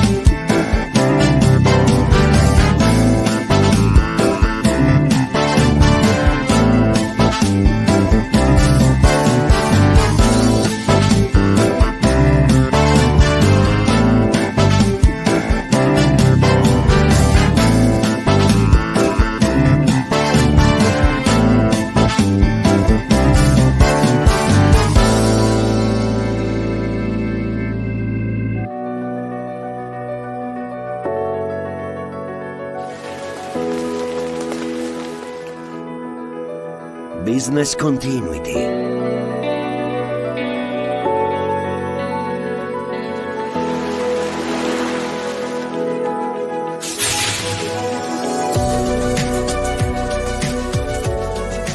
Technology in Media.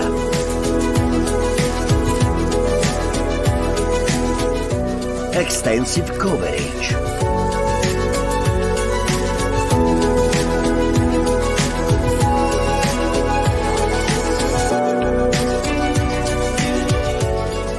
Digital Challenge.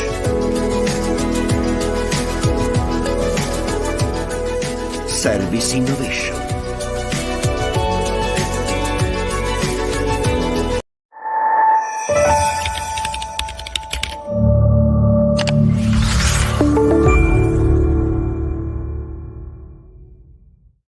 Interessante.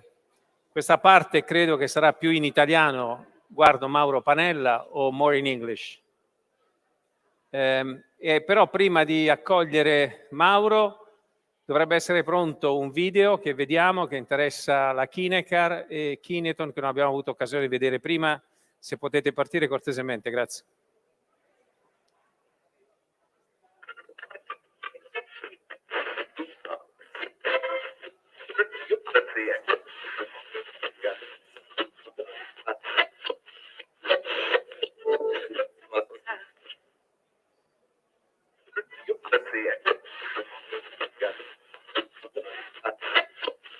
Assolutamente. Perché non si può stare in vacanza al 16 No, assolutamente. Illegale, non è illegale invece, dicevo, l'app di RTL 102.5 Play, seguiteci anche lì in streaming.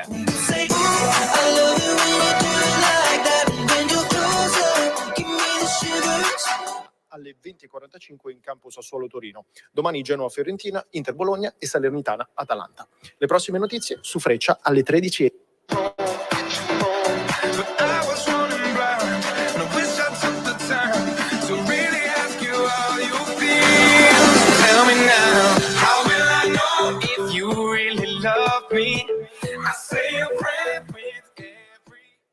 È sempre bello completare, sto guardando Giovanni che è sempre bellissimo, al di là, come dire, dei formalismi, delle parole circostanze, avere un sogno, riuscire a portarlo avanti con determinazione e poi magari ti guardano un po' persi perché, come dire, non ti credo neppure e poi invece è qui sotto, no? Quindi complimenti perché c'è il lavoro di una grande azienda, la Kinecar. Allora, Mauro Panella di Engineering è con noi per la presentazione di un argomento che ci sono voluti, ho detto in una battuta qualche tempo fa, 2 cocktail rovinati al Gallia di Milano, sì, nel senso che erano caduti. E ti ricordi, Andrea? Vieni, Mauro. Innanzitutto un applauso a Mauro Panella. Quindi in italiano si può fare, sì. Per la prima volta non ti chiederò niente in merito ai colori. Salve, sono Paolo Panella, daltonico. Allora, lo fai in italiano? No, adesso prendiamoci, come dire, seriamente. Questo è un tema molto interessante per 2 motivi. Uno perché è un fronte nuovo, diciamo, che sta esplodendo, e l'altro perché ci devi raccontare di un'esperienza. Tra l'altro ho avuto occasione di salutare i ragazzi della Sapienza, quindi tu che sei saggio e, come dire, sei ricco di sapienza, vedi di darci, come dire, la migliore via per questo. Lo fai in italiano e poi ovviamente io ti stimolerò con altre cose, no? Se permetti. Hai una presentazione, Mauro? Sì. Hai una presentazione C'è già... anche un video, non so se c'era anche un video, non so. C'è un video che abbiamo già pronto. No? Guarda, lo diciamo subito. Scusatemi se dico una cosa.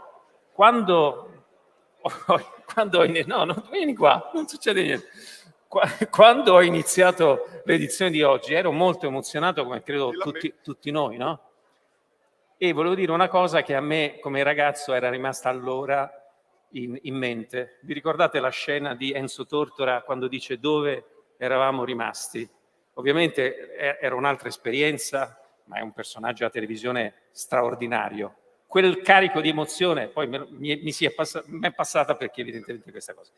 Non ti preoccupare, il video se lo preparate, ma non lo mandate adesso perché altrimenti lo castriamo. Il video numero 8 lo prepariamo, quando vuoi lo chiami tu. Va bene? Mauro.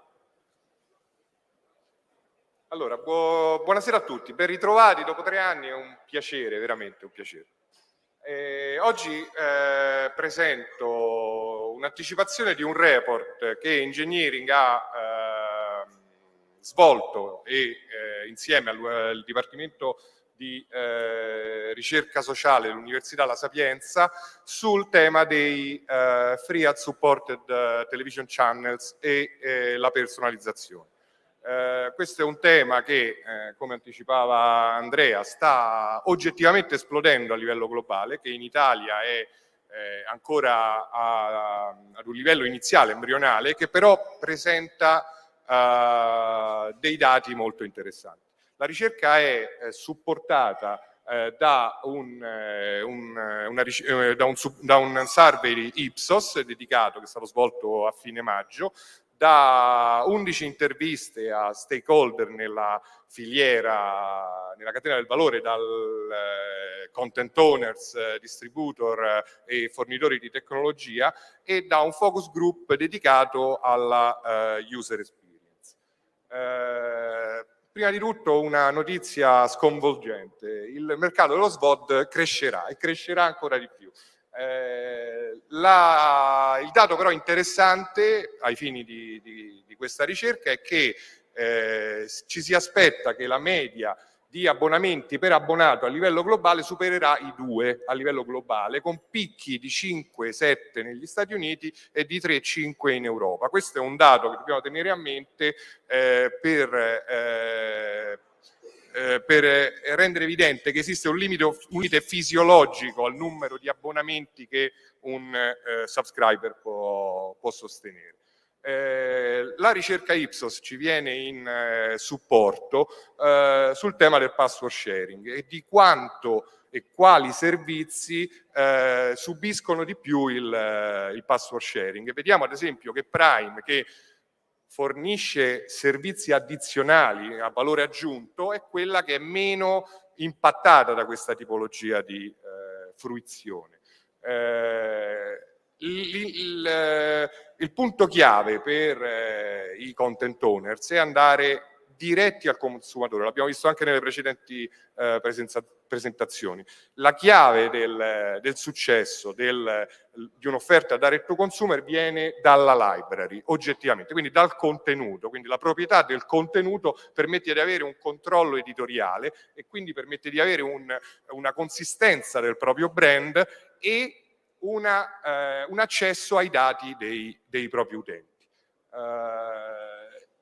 Chi ha volontà di andare direct to consumer, necessità di andare direct to consumer, dovrà individuare un modello di business che, se non supportabile da quello della subscription, sia supportato da quello che classicamente nella televisione viene utilizzato, e quindi l'advertising.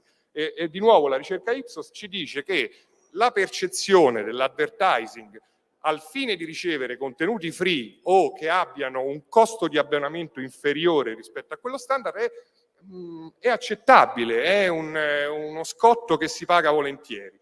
E in più qui c'è un dato interessante che riguarda la targetizzazione dell'advertising, quindi la profilazione dell'utente ai fini di ricevere messaggi che siano in linea con i propri gusti. In questo contesto si inseriscono i fast channels, che non sono un nuovo modello non sono una nuova tecnologia, non sono un nuovo modello di fruizione, non sono altro che canali lineari, ma sono un nuovo modello di business che è abilitato dalla tecnologia, abilitato dallo streaming, è abilitato dalla possibilità di creare un numero potenzialmente infinito di canali. Nel mondo questo fenomeno è principalmente collocato negli Stati Uniti, la maggior parte dei player affollano il mercato statunitense. In Europa ci sono principalmente i global player. Questo per noi è un segnale di potenziale crescita, quindi esiste dello spazio dove crescere in questo ambito. Per quanto riguarda invece i generi, ci siamo resi conto che i fast sono la destinazione perfetta per la verticalità. Quindi i generi che funzionano di più a livello globale sono quelli dell'intrattenimento e delle news, e proprio perché tematici sono il target ideale per gli advertiser, perché selezionano l'utente. La monetizzazione quindi è arrivare a un messaggio che porti alla giusta persona, il giusto messaggio, al tempo giusto, e questo non è altro che il programmatic. Il programmatic viene misurato attraverso la CPM, e quindi il costo per 1000 impression, che negli Stati Uniti è arrivato a dei livelli che raggiungono anche $25 e in Italia ancora è fra i 12 e i 15. Questo di nuovo secondo noi è un segnale di potenziale crescita, quindi occorre fare del lavoro. E quale tipo di lavoro? Il lavoro è quello di targetizzare il più possibile l'audience, creare delle nicchie, creare delle aree di targetizzazione. Ma qual è la percezione da parte dell'utente rispetto alla personalizzazione dell'offerta? Di nuovo la ricerca Ipsos ci dice che questo è un dato non solo accettabile, ma ricercato, perché l'esperienza di ricerca del catalogo on demand, per quanto nuova, per quanto diversa da quella che conoscevamo rispetto allo zapping, è un'esperienza oggettivamente frustrante, che introduce un elemento di frustrazione. Il fast channel per definizione è quindi un'esperienza di layback, funziona quando il contenuto è un qualcosa di rilassante, in cui l'esperienza appunto è un'esperienza di layback, e la personalizzazione in questo senso aiuta, perché quello che è layback per me sicuramente è diverso per Andrea che vive in Spagna. E il business model è naturalmente quello del repurposing dei contenuti, l'abbiamo visto anche nelle precedenti presentazioni, library che prima non venivano monetizzate o venivano monetizzate solamente attraverso la supplicenza, oggi possono avere un valore direct to consumer, quindi rinforzare il brand. Oppure il classico revenue share, quindi una partnership con la piattaforma per la distribuzione di quel contenuto. Ma introduce anche un altro elemento, che è quello del branded content, che non è ancora un elemento nuovo, ma pensate quante non media company hanno contenuti che possono generare un'offerta di intrattenimento e rinforzare un brand, anche senza passare un messaggio pubblicitario diretto, ma solamente per creare una brand awareness. Red Bull. Le piattaforme. Le piattaforme naturalmente sono le classiche ormai, il set-top box che è un enabler, un aggregatore, il mobile device, quindi la possibilità di accedere all'intrattenimento in mobilità, e le smart TV, che fungono anche da aggregatore e naturalmente hanno, diciamo, un posto privilegiato, no, all'interno del nostro salotto. E se andiamo a vedere qual è, di nuovo con la ricerca Ipsos, il device che viene utilizzato di più per la fruizione di streaming online, è nuovamente la televisione. E se andiamo poi a guardare quali sono i dati di vendita e di penetrazione delle CTV in Italia nei prossimi 12 mesi, vediamo che c'è un aumento costante e questo aumento è replicato a livello globale. Questo ci dice che la Smart TV sarà probabilmente il driver, no, del cambiamento, il driver di un modello di aggregazione che comprenderà sia un modello SVOD, che un modello subscription based, che un modello advertised based. Il ruolo, proprio per l'ampiezza delle device di cui parlavamo, è naturalmente quello della user experience, cioè creare una user experience che sia consistente. La layback experience non è solamente nella fruizione del contenuto, ma è anche come ci arrivo a quel contenuto. Quindi c'è un importante tema che abbiamo anche in Italia di inconsistenza fra le diverse user experience e user interface delle diverse piattaforme. Quindi questo è un tema da tenere presente. Naturalmente deve essere user friendly, devo poterla accedere nella maniera più semplice possibile e deve essere intuitiva. Questo è un tema che ad oggi, a nostro avviso, ancora non è sufficientemente esplorato. Dal punto di vista delle soluzioni tecnologiche, proprio perché si tratta di un qualcosa che al momento è in evoluzione, le soluzioni tecnologiche, la filiera deve essere molto breve, con soluzioni molto semplici e basate su investimenti nulli, quindi su modelli OPEX. E questo permette soprattutto di sperimentare, no? Sperimentare anche dal punto di vista dell'offerta editoriale. Noi abbiamo incluso all'interno dei nostri stakeholder 4 soluzioni: Video e Harmonic per quanto riguarda la channel origination, ContentWise per quanto riguarda la parte di personalizzazione e Connected Story per quanto riguarda l'advertising la creatività dell'advertising in tempo reale. Sto finendo. Quindi quali sono i key findings di questa ricerca che troverete pubblicata nelle prossime settimane? Che per riconoscere e per osservare la crescita di FAST, i 3 temi da tenere presente sono sicuramente quello della personalizzazione, che aiuta la layback experience, quello della crescita delle connected TV e però che deve andare di pari passo con un'esperienza consistente, e quello del valore della CPM, che passa attraverso investimenti di marketing per quanto riguarda le piattaforme e per offerte sempre più personalizzate per quanto riguarda gli editori. Vorrei ringraziare tutti quanti i colleghi dell'università e il professor Marinelli e Giuseppe Salzano, amico e professionista nell'ambito televisivo. Sono qui in sala, fateci 2 chiacchiere perché sono ragazzi veramente interessanti e secondo me li ritrovate sul palco nel giro di qualche anno. Bene, ci fa molto piacere. Allora, grazie Mauro, video numero 8 e poi invitiamo il prossimo ospite. Grazie.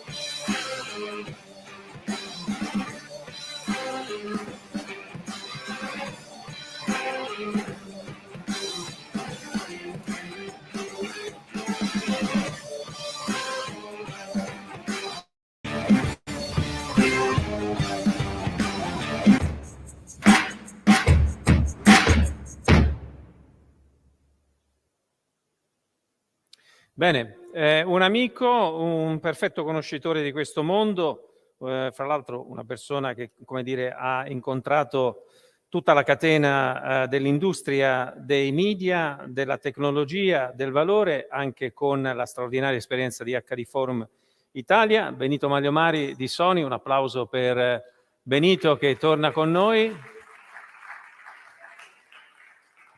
E prego intanto, come dire, di scaldarsi tutti coloro che faranno parte della tavola rotonda successiva, perché come comunicato, appunto, causa problemi personali, Paul Gray non può essere con noi.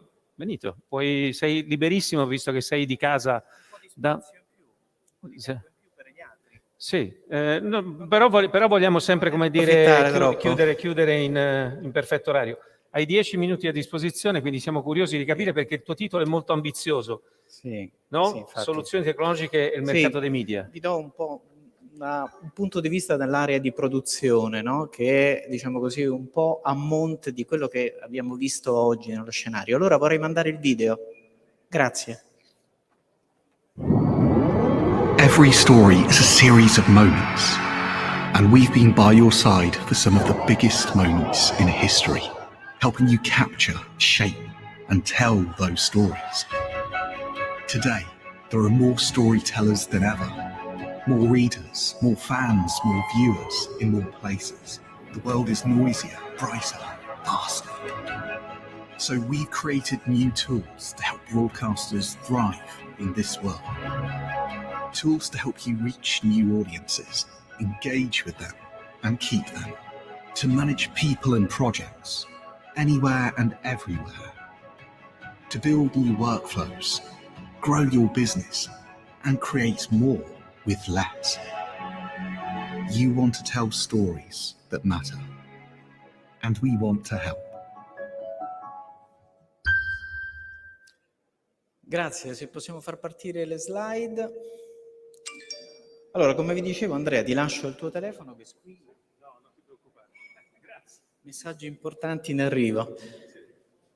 Allora, vi dicevo che vi racconto un po' più della parte di produzione, cosa sta succedendo. E intanto qui ci sono tante nuove definizioni che fanno parte della nostra quotidianità e più andiamo avanti, più ne fabbrichiamo di nuove e sta a noi cercare di indirizzarle, di riuscire a ordinarle nel modo giusto. E questo che è un po' queste giornate che stiamo vivendo insieme in questa bellissima Lucca che ci è mancata per 2 anni e che finalmente è tornata con questo caldo che ci fa sentire sudati, ma bene perché stiamo insieme, lo stiamo vivendo. Grazie Andrea.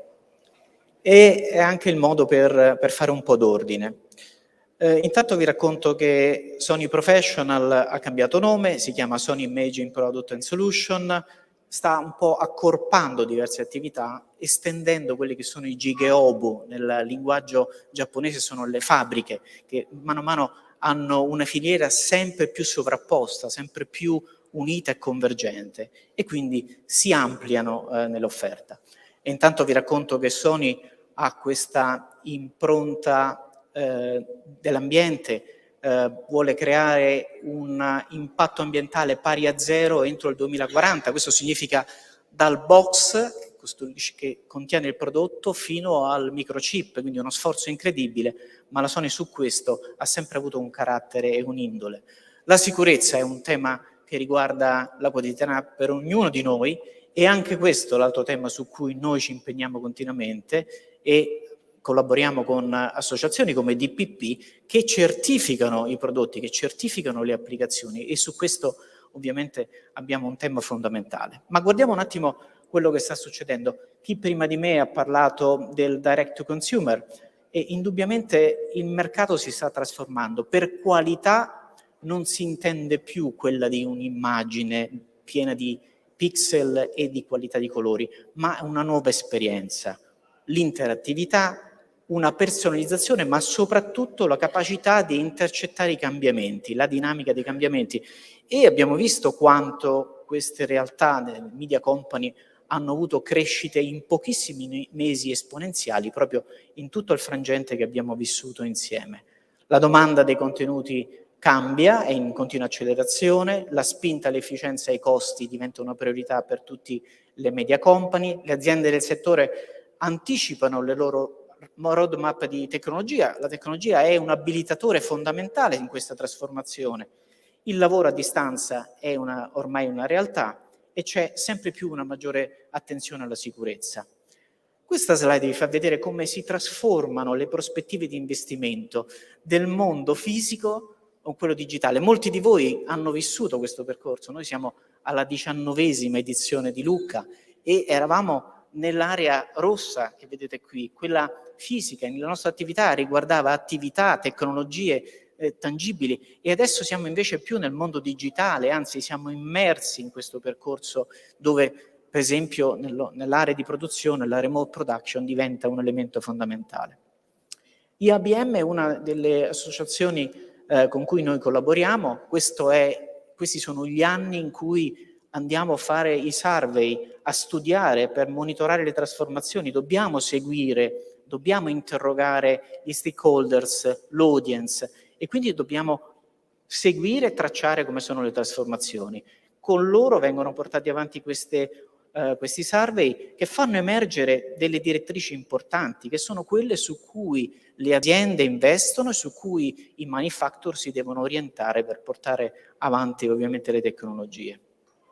Per esempio, la realtà che è stata svolta nel novembre del 2021 da DPP in merito alle priorità di investimento ha fatto vedere come si sono trasformati, tra virgolette, le indicazioni dei leader, degli stakeholder di questo segmento, da un 2019 dove si parlava del cloud applicato alla supply chain, dove nel 2020 si parlava di remote working per tutto quello che abbiamo vissuto, ma sorprendentemente nel 2021 si è parlato was about workforce, cioè la capacità di creare competenze, di migliorare la capacità delle persone, di specializzarsi sui nuovi modelli, sulla capacità di evolversi, di seguire il dinamismo di questo settore.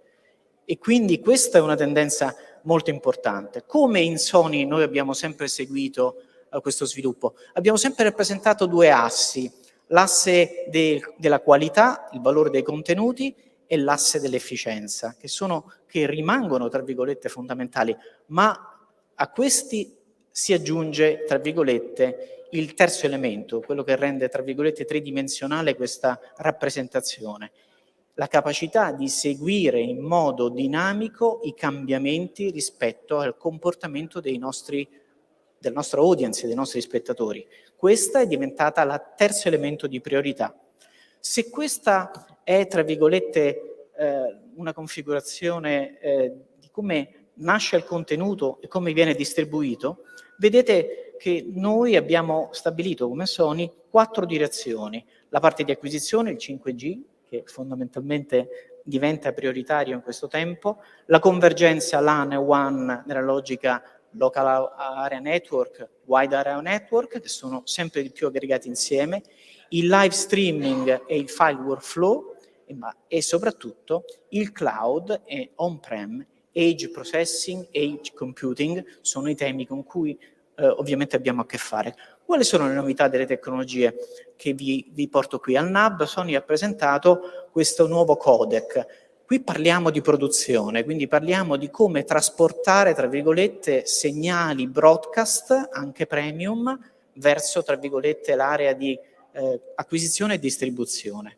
Questo nuovo codec, basato su HEVC, che sarà poi consolidato nel lancio alla ABC di settembre, ci consentirà di far stare 16 telecamere HD su un flusso da 1 giga, sorprendente, e sapete che questo trasforma l'efficienza e la fattibilità del panorama di produzione over IP, che è il tema, tra virgolette, legato alla remote production di questi giorni.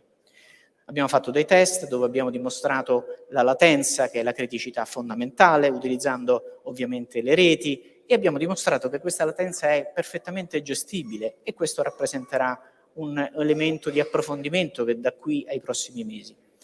Ma l'area di acquisizione significa anche direct to consumer, significa anche trovare dei tool che consentono di lavorare e acquisire, tra virgolette, contenuti in modo veloce. E quindi qui, se volete vederlo, abbiamo introdotto al NAB e lo facciamo vedere in una delle aree demo. Questo C3P Portal ci consente di lavorare su una telecamera con intelligenza artificiale, quindi creare lo speech to text in tempo reale e soprattutto poter, tra virgolette, trasferire le immagini live di bassa e alta qualità e soprattutto, tra virgolette, poterle catalogare. Cosa succede nel cloud e on-premises? Se ne fa tanto di parlare, no? Si parla che dal cloud service siamo passati al cloud computing e quindi la capacità di elaborare questi segnali mentre questi sono pensati per il live. E questo è vero per un certo tipo di contenuto, forse ha bisogno di tempo per quelli che sono i contenuti premium. E quindi quello che stiamo studiando è come far coesistere quello che si chiama on-premises con l'operatività cloud. E ci saranno nuove presentazioni di tecnologia che vedremo ovviamente presto. Nel 2019 abbiamo approcciato Nevion, che è una società norvegese che è, diciamo così, specializzata nel mondo dell'IP. Nel 2020 l'abbiamo acquisita e quindi con loro abbiamo catturato un know-how e una capacità di essere propositivi nella logica della gestione dei flussi software defined e soprattutto il remote production. E questo è un tema, tra virgolette, molto ampio che dovremo andare a affrontare e approfondire insieme. Quello che vediamo, Andrea, mi devi dare ancora 2 minuti perché mi rispettano, è che questo flusso che presentiamo, abbiamo messo demonstrated at Fed, ce l'abbiamo qua, e Gabriele è il nostro riferimento per dimostrarlo, ci fa vedere come dall'acquisizione arriviamo, tra virgolette, alla archiviazione, alla gestione dei contenuti. Ma qui presentiamo anche come il large format sensor cambia il modo di narrare nella televisione live. Mai avremmo pensato di vedere il cinema nella televisione. E questa è invece un'altra tendenza che stiamo studiando e che possiamo vedere insieme. E poi ovviamente presentiamo l'ultima generazione dei Bravia con QD OLED e il nuovo Full D-Array. Ringrazio il gruppo Sony che è qui, che ha creato un team per supportare, tra virgolette, il Fed, e ringrazio il Fed per il lavoro fatto insieme. Noi ringraziamo voi, perché quando voi mi avete chiesto qual era il senso della presenza di Sony, ti ho risposto con l'unico motivo ragionevole, che era quello dell'innovazione, insomma, no? Grazie Benito, Maglio Mari, grazie di cuore. Adesso abbiamo un panel intenso. Invito Tonio Di Stefano di Rai, Guido Fermetti di Persidere, Laria Agostini di Eutelsat, Glenda Vitali di Nagra, Luca Tomassini di Qubit, di Alessandro Pirovano di Lutec e Cristina Sala di Samsung a sedersi. Rapidi, grazie. La più rapida sei stata tu, cioè è una vergogna. Cioè, no, allora tu al centro, visto che sei stata più brava di tutte, mettete le donne al centro, lasciate che gli uomini siano in disparte. Esatto. Allora, facciamo un applauso intanto a questo...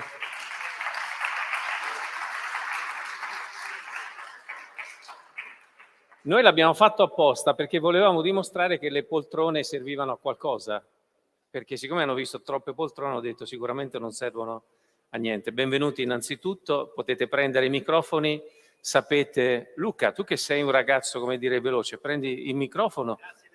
Sì, assolutamente, anche gli altri che possono prendere il microfono, non fanno male i microfoni, non succede niente. Sì, no, fate pure.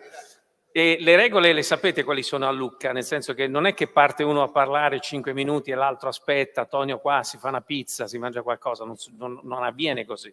Nel senso che io vi faccio una domanda e rispondete 10 secondi ognuno, perché il tema di questa tavola rotonda e vision by definition, le piattaforme, le regole. Chi risponde? Dai! Sì, chi ha il microfono? Ilaria, benvenuta. Innanzitutto grazie ancora una volta del supporto che Eutelsat dà importante grazie a te del a questo supporto che ci hai evento. dato. Fai come Aghe, metti il microfono, come dire, e stentorea la tua voce per dire. Allora, qual è la sfida? Acuta. Devi prendere 20 secondi. Ok, allora, ovviamente Eutelsat può parlare per quanto riguarda le piattaforme. Cosa stiamo facendo? Eutelsat è leader nella transizione di audio e video verso IP nativo, quindi stiamo affiancando alle nuove piattaforme in realtà da un po' di tempo, alle piattaforme standard in HD, in 4K, piattaforme invece IP nativo. Devo proprio 20 secondi. Lucca, tu che hai un'esperienza importante? Sì, no, io però una cosa sola la devo dire. Probabilmente durante la giornata, non so, non ho seguito tutto, però vorrei che facesse un applauso a questo signore qua. No, glielo dovete fare, glielo dovete fare. Glielo dovete fare. No! Poi parliamo di piattaforme. Glielo dovete fare perché questo signore qua... Non si applausa al conducente. O virus o non virus c'è sempre. E questo appuntamento... Che non è una bella notizia. No, è bellissima. No, perché potrei essere peggio del virus. No, è bellissima. Questo è il tema. Allora, piattaforme, trasformazione, lo avete visto quello che sta succedendo. La cosa interessante, la good news qual è? È che cominciano a esistere le reti che girano bene, quindi fibra, quindi 5G, ancora da lavorarci molto, ma tutto questo va a facilitare lo sviluppo di piattaforme e la distribuzione. Cristina, voi che fate gli aggregatori di contenuti e poi sento Guido subito dopo, rispondi? Allora, per me sicuramente come Samsung TV Plus, ovviamente la forza è essere parte appunto di Samsung e quindi avere la nostra piattaforma integrata in tutti gli smart TV prodotti dopo il 2016 in automatica come prima applicazione. Vabbè, Guido Fermetti di Perside. Personaggio strafamoso. Ma, insomma, sì, assolutamente. Intanto se mi preparate il video 10 per cortesia. Sì, Perside in questo momento è impegnata nella ottimizzazione delle sue reti digitali terrestri, stiamo procedendo con il compattamento di tutti i canali sulle reti che rimarranno dopo il 29 giugno quando si spegnerà la banda 700. Nello stesso tempo però stiamo lavorando su progetti di sviluppo per altri tipi di piattaforme. Appena mi darai altri 10 secondi te li dico. Video numero 10 per cortesia e poi arriviamo a Antonio Di Stefano.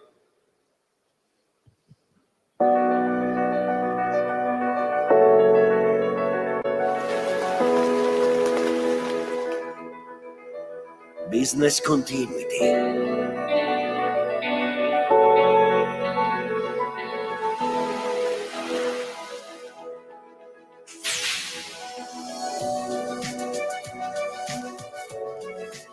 Technology Media.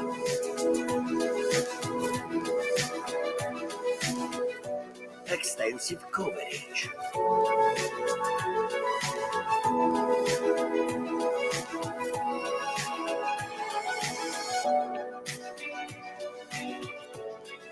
Digital Challenge.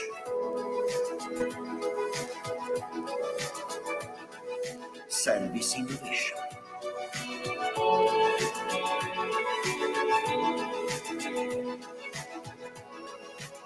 Stay tuned.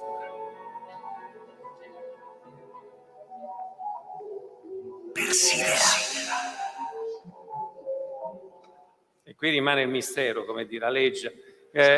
Qualcuno ha riconosciuto la voce di Helsinki della Casa di Carta.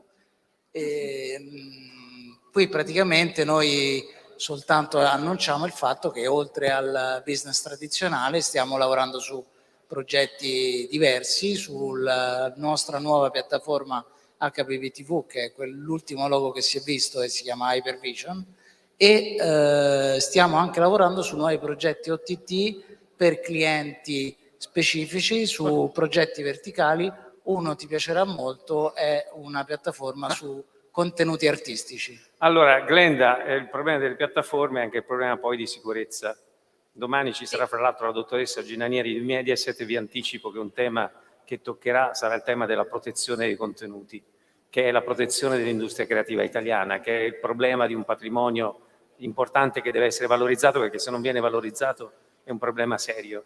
Assolutamente. Apro una piccola parentesi, mi domanda ancora chi compra il pezzotto, perché vuol dire chi compra il pezzotto deve essere responsabile di essere, come dire, distrugge un'industria. Assolutamente. Quindi la vostra Questo- sfida qual è? 20 secondi, ricordati, Glenda. nel nostro DNA chiaramente c'è la sicurezza, per cui l'obiettivo è quello di affrontarla ad ogni livello. La sicurezza è a livello di utente, a livello di device, quindi di application, di trasferimento del contenuto, quindi CDN, ma anche di piattaforma. E il contenuto, diciamo, come hai detto tu prima, è un'offerta che oggi attraverso queste nuove piattaforme si è evoluta e pertanto si è evoluta anche purtroppo la pirateria, è diventata sempre più sofisticata. Una battuta secca, sono gli eventi live che sono adesso più, come dire, soggetti Entrambe, io direi sia VOD che live. non si guarda in faccia a nessuno. No. Allora, Tonio, benvenuto. Tu che sei un uomo navigato. Ormai sì.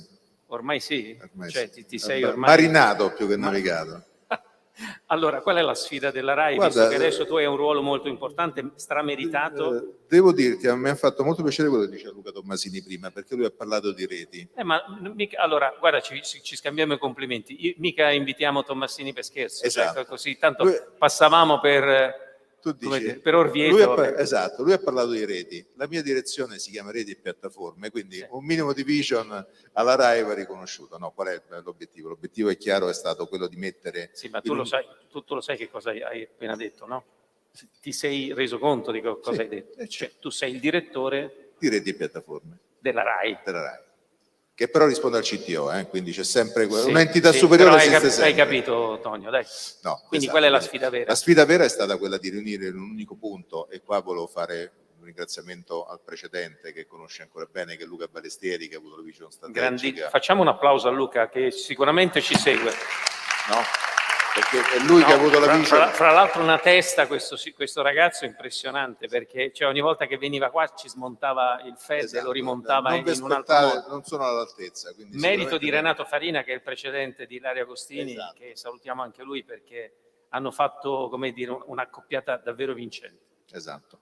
No, quindi dicevo, il vice strategico è di unire in un unico punto di controllo la gestione delle piattaforme, quindi avere in un unico punto digitale terrestre, satellite e la parte tecnica di replay. Tu hai un video? Sì, possiamo mandarlo. No, aspetta, ti voglio chiedere una cosa. Potete intanto preparare il video che vi ha dato RAI, no? Quello che Raffaello. Che non è il cioccolatino. Dicevo, tu che sei una persona seria e critica, tu sei contento a che punto è arrivata RAI o non ti accontenti mai? Non siamo mai contenti. Non siamo mai contenti. Visto che ci hai preparato il video, a questo punto, è che ero qua per Rai 4K, che è un po' la creatura di... Quindi non per le altre attività, che tante cose, come ricordavano prima, domani c'è uno switch off un pochino importante, perché domani... E noi l'abbiamo fatto apposta. Domani c'è Roma, quindi ci sono anche degli amici di Piercarlo Rai. Invernizzi, dov'è Piercarlo? C'è Piercarlo, ma c'è Roberto Zarra di Rai in sala, quindi siamo un po' tutti preoccupati. Quindi, diciamo... Mandiamo il video di Raffaello. Mandiamo il video di Raffaello. Sì.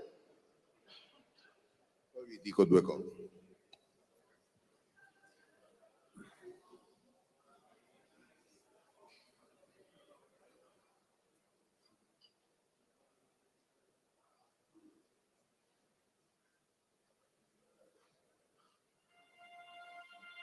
Raffaello, la gentilezza stessa.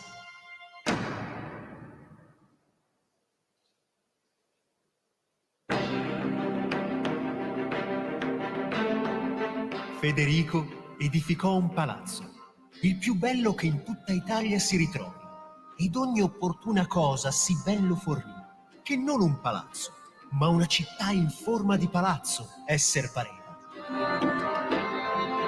Con queste parole, Baldassar Castiglione rievocò i fasti della corte di Urbino, la città natale di Raffaello.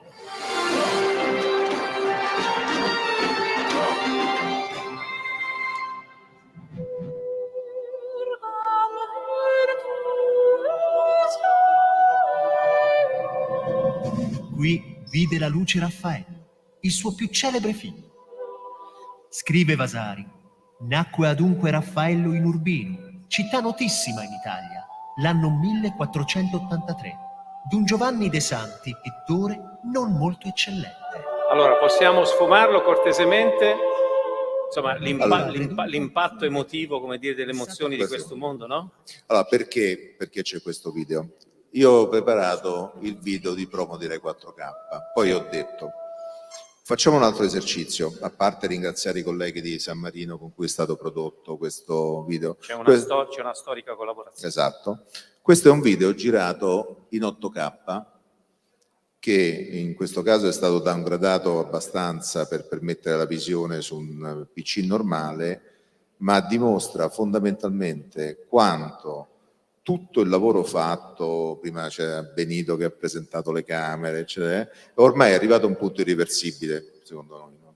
Noi abbiamo vissuto parecchie technological falls, tanto per dirne una, il 3D, cioè tutto il periodo con gli occhialetti. Perché sono convinto, e qua tanto fa un po' meno, andrò in pensione quindi poi non mi vedete più, però ci metto la faccia, ci metto la faccia, il 4K ormai è una tecnologia irreversibile. Nel senso, probabilmente l'utilizzo non sarà un utilizzo daily, cioè prima che sia la prova del cuoco fatta in 4K, perché comunque il 4K ha dei costi maggiori rispetto all'HD. Ma fai contenta Ilaria con questa notizia, voglio dire. Però il 4K sicuramente permette una visione, una qualità eccezionale che ormai è entrata nelle case di tutti quanti. Quindi, e che fra l'altro chiede il pubblico, perché insomma l'esperienza deve essere aumentata e non aspettare che sia aumentata attraverso gli occhialini. Questo perché, come ci diciamo con un amico di Sky che è andato in pensione da poco, che era Tiziano Mantovani, se tu vuoi un buon HD fallo in 4K, se tu vuoi un buon 4K lo devi fare in 8K. Allora, Alessandro Pirovano, Lutec, benvenuto Alessandro. Grazie. Voi avete una catena importante su cui vi applicate ogni giorno? Sì, e qual è la sfida? le sfide dei contenuti e delle piattaforme. Mi ricollego alla presentazione precedente di Benito, in quanto mi ritrovo nelle sue affermazioni, vale a dire la sfida dei contenuti è cercare di intercettare di anticipare quelle che sono le esigenze dei consumatori, mentre invece la sfida delle piattaforme è quella di veicolare questi contenuti in modo rispettoso dell'emozione che l'artista ha voluto creare con questo particolare contenuto, rispettoso delle esigenze del cliente per quanto riguarda la user interface e la user experience, che oggi è troppo frammentata nei diversi dispositivi ed in particolare molto differente, troppo differente tra l'utilizzo televisivo e l'utilizzo invece in streaming. Come Lutec invece la nostra sfida è quella di cercare di accompagnare come system integrator attraverso i nostri partner dovunque essi sono nel loro percorso di migrazione verso il cloud, nell'adozione di tecnologie sempre più flessibili e migliori per veicolare i contenuti desiderati nel modo migliore possibile, nel modo più flessibile e che consenta la migliore monetizzazione. Allora, intanto mi preparate il video 11, sono preoccupato perché vi vedo troppo ordinati, invece dovreste in qualche modo prendere esempio da Guido, che insomma tutte le volte fa sempre baruffa quando lo invitiamo qua a Lucca. No, sto scherzando ovviamente Guido. Luca, tu sai meglio di me e sai di che cosa parlo, che spesso ci sono degli inciampi nella vita, ma poi il coraggio aiuta sempre, come dire, a risollevarsi. Tu che invece, come dire, hai alle spalle, ma soprattutto guardi sempre davanti perché ti conosco bene, alle prossime sfide, secondo te qual è la sfida vera? Perché al di là, come dire, di tutti, quando ognuno porta evidentemente tutto, secondo te che cosa bisogna fare? Dunque, la sfida vera, ahimè, sono le reti di distribuzione, le reti di telecomunicazioni, quindi mondo fibra, mondo 5G. La seconda grande sfida sono piattaforme che fanno un grandissimo uso di intelligenza artificiale, perché grazie all'intelligenza artificiale possono essere introdotti dei servizi straordinari. È quello che stiamo facendo noi. Abbiamo riscritto sostanzialmente tutte le nostre piattaforme andando a prendere, lasciami dire, quegli elementi oramai chiave che fanno parte della piattaforma di distribuzione sia live che on demand da altri che l'hanno fatta, da multinazionali. Stiamo facendo accordi con multinazionali, però c'è uno sviluppo di italianità e di integrazione molto importante, e credo che in Italia, basta guardare su questo palco, ci sono tantissimi attori che possono sviluppare i nuovi modelli di distribuzione. Ilaria, voi siete contenti dell'esperienza del 4K? Rai 4K, come dire, è in chiaro sulla posizione Su 13 Est, Outward, che, sì. che l'avete sempre chiamata il faro, no? Il faro, sì, la E poi posizione su TV e poi su TV, sì, al assolutamente. al canale 210, giusto? Sì. Allora, il video 11, ricordiamoci che ne vedremo 40 secondi e poi Ilaria ci spiegherà di questa novità, che credo sia una novità assoluta che presentiamo oggi al Forum Europeo Digitale. Prego. The world has changed and businesses must too. Increasing digitalization, processes migrating to the cloud, evolving customer expectations, and environmental challenges have all had a massive impact on our connectivity requirements to do business. Eutelsat Advance is the catalyst for the revolution of networking, the pivotal introduction of the satellite network as a service. Distributed via our service partners, Advance offers dynamic, high-end connectivity that enables agility, global reach, and improved time to market, seamlessly integrating all capacity in a simple... Insomma, il satellite è sempre protagonista, però questa che novità è, Ilaria? Questa si chiama Eutelsat Advance ed è una rete dati che si basa appunto su IP ed è un network satellitare globale attraverso un insieme di differenti reti locali sia nelle tre diverse bande geostazionarie, quindi KU, commerciali KU, KA e C, ed è una rete che permette di offrire un servizio end-to-end estremamente flessibile, estremamente scalabile, e il satellite si afferma di nuovo come l'elemento chiave per poter offrire scalabilità, flessibilità, alta banda, sempre e comunque in questa società che ormai è una società digitale con bisogno di connettività a 360 gradi, quindi è applicabile ad ogni tipo di necessità. C'è stata una trasformazione anche di Eutelsat, perché in questi 19 anni Eutelsat l'avevamo vista come operatore prettamente europeo e poi adesso è diventato poi globale, no? Globale assolutamente, e stiamo, oltre a realizzare e a fare dell'innovazione su delle reti di distribuzione, anche stiamo facendo dell'innovazione anche in termini di connettività. Ad esempio questa è una rete innovativa perché è una rete globale basata su una piattaforma Newtek.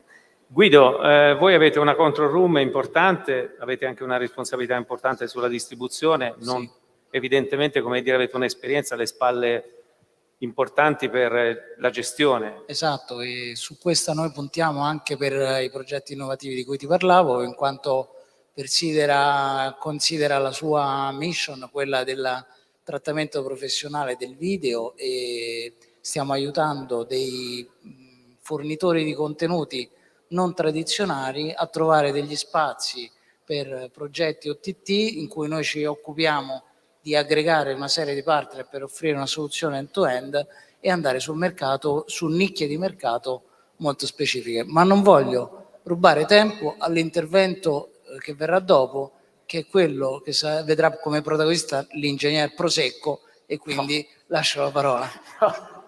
Ti ringraziamo molto della tua generosità. Chiedo a Cristina invece la competizione, visto che è così agguerrita delle piattaforme, no?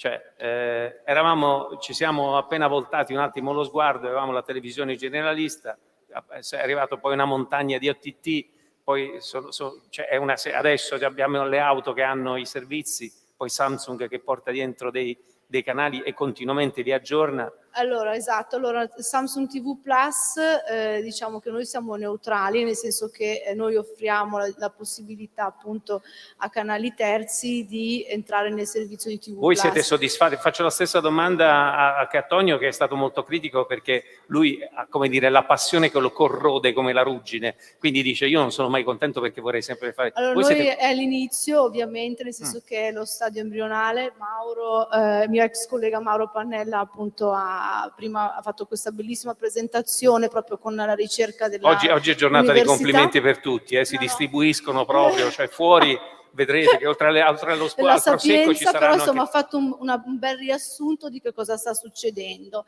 e quindi ovviamente, nel senso, Samsung TV Plus in America ha raggiunto veramente dei livelli molto soddisfacenti quest'anno, un turnover di circa $1 miliardo, quindi chiaramente solo appunto in pubblicità programmatica.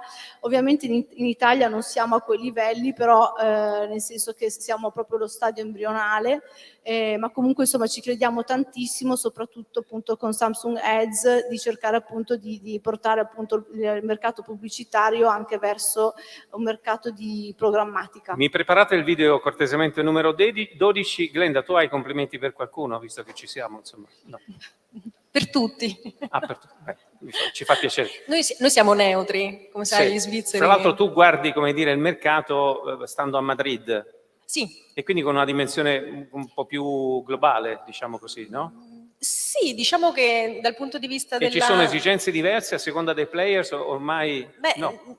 Ormai no. Diciamo che siamo passati da una pirateria che prima eravamo forse più avvezzi a sentire con un decoder, una smart card, e quindi con anche una pirateria un pochino più, se vogliamo, meno skillata, no? Ad oggi ad una invece che attraverso queste piattaforme, quindi questa offerta così ricca, si è trasformata, si è evoluta, vediamo addirittura anche in alcuni paesi, quelli anche che seguo io per esempio, dove ci sono diverse offerte. Ma tu noti atteggiamenti diversi, come dire, perché solitamente almeno c'era la leggenda che i pigs, ti ricordi i pigs, no? Sì, Portogallo, sì, Italia, in Grecia e Spagna si comportassero in maniera, come dire, un po' Invece anche in Grecia, per esempio, Cipro, sì, vedo che sono forse un po' più agguerriti come attività, diciamo, di pirateria, però poi ecco, non si scherza da nessuna parte. Vabbè, te paro un momento, che tu mi entiendes perfettamente. Il video numero 12, cortesemente, grazie.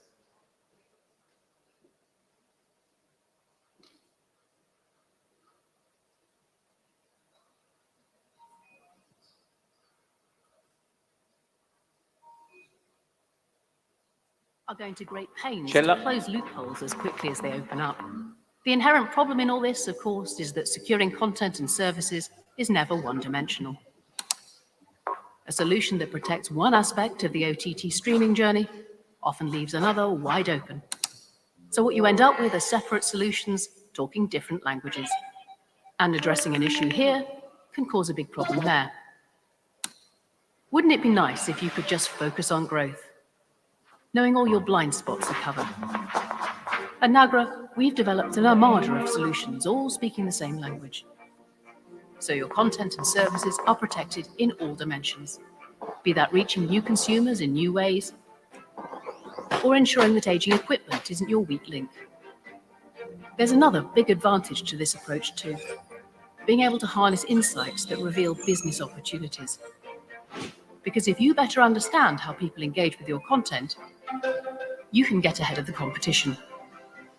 So if you fancy the idea of tech as agile as you, with eye-opening analytics, let's chat. Intanto giustamente vengo redarguito mentre sto qui e mentre il mio telefono squilla come se qualcuno non si ricordasse che stiamo facendo la prima giornata del forum, come se fossi a prendere farfalle da qualche parte. Luca De Barto giustamente mi ricorda che Rai 4K è sul 210 di T, perché qua a seconda di come dici, cioè ti mollano, o come dire, uno sfida importante ovviamente, no? Sfida importante, diciamo che quello che un operatore di sicurezza normalmente si dovrebbe porre è di ridurre drasticamente la pirateria, non certo di eliminarla. questo è purtroppo quasi impossibile. Però noi ci proviamo con una collezione di Sì, certo. strumenti È come la sicurezza in auto, ma gli incidenti purtroppo ci dovranno. Ridurre la pirateria sicuramente tramite le piattaforme Avod Fast è la soluzione, nel senso che comunque dare il contenuto gratis è sicuramente fondamentale. Alessandro, e invece voi che, come dire, guardate tutta la catena del valore e date soluzioni proprio perché qualcuno evidentemente si presenta e ha un'esigenza e voi gli fornite tutte le soluzioni, no? Sì, noi come System Integrator riusciamo a fondere quella che è l'esperienza di una società che è da 20 anni che opera nel broadcasting come DM Technologies, ha le competenze su tutto lo scibile dell'ICT, in particolare il cloud computing, il machine learning, l'analisi dei dati del gruppo Lutec. Ecco, in questa Il gruppo Lutec che è cresciuto molto. Il gruppo Lutec è cresciuto tantissimo negli ultimi 5-6 anni sotto l'impulso del fondo OEP, One Equity Partner, e adesso sotto la proprietà del gruppo Apax. C'è stato un ulteriore impulso, un'ulteriore tranche, diciamo così, di investimenti che hanno portato a diverse realizzazioni, tra cui un polo di crescita e di nearshoring presso l'Università di Bari, ma anche un lab a Cinisello Balsamo presso la nostra nuova sede, dove ci sono molte cose interessanti, ad esempio siamo affiliati al QUIC, cioè a quel consorzio europeo per il quantum computing. Allora, mi preparate cortesemente il video 9. C'è qui Luca De Bartolo o qualcuno di... Eccolo, Luca. Adesso ti faccio fare brutta figura perché io ho rubato praticamente una cosa che tu mi hai mandato un po' di tempo fa, ma vale la pena vederlo perché sembra tardivo, come dire, questo video, ma insomma racconta Rai 4K. Se mi mandate il video 9, così la soddisfazione di raccontare che c'è Ugo. Ugo e le pillole spaziali, i canali HD su TVSat. Ugo è un camaleonte e, come tutti i camaleonti, ama cambiare. Ugo adora guardare la TV in modo perfetto e preferisce i canali in HD. Piero, il camaleonte in bianco e nero, non sa che con un decoder TVSat Classic può vedere in HD i suoi canali preferiti. 9 e TV8 in HD, Rai Movie e Rai 4 in HD, il 20 e il nuovo 27 di Mediaset. Piero non può credere ai suoi occhi, indipendenti. Ugo consiglia anche a te di fare come Piero. Prendi il kit con il decoder TVSat Classic e vedi in HD i tuoi canali preferiti. Scegli il digitale spaziale. Grandissimo.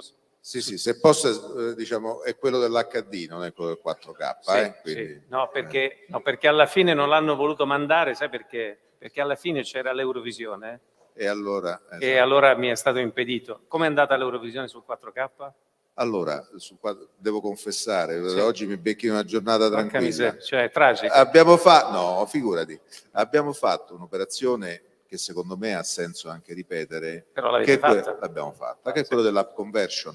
Nel senso, la produzione, come richiesta da Eurovision, non era una produzione in 4K originale, è una produzione in HD, perché considerate che il prodotto viene distribuito su tutti i paesi europei, quindi non per tutti. Poi fra l'altro noi avevamo responsabilità anche di produzione, no? Era nostra, se noi facciamo Rai agiva come nostro broadcaster. A Torino, fra l'altro, e non una città a caso. No, ma diciamo i colleghi hanno fatto un lavoro eccezionale da quel punto di vista.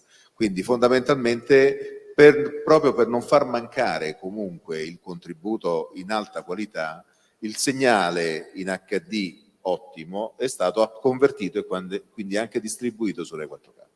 Bene. Quindi abbiamo fatto questa che è la prima di una lunga operazione, ma poi visto che tanto so che stai là e che prima o poi me lo chiedi, quindi ti anticipo, ed è un'operazione che cercheremo di fare, che abbiamo fatto spesso per esempio con le partite della nazionale. E qua posso usare una cosa romana nel frattempo, tacci loro, come si dice, perché chiaramente il piatto fortissimo per Rai 4K erano i mondiali, che è vero che i mondiali in Qatar dal 21 novembre al 18 dicembre. L'Italia gioca la prima giornata, no?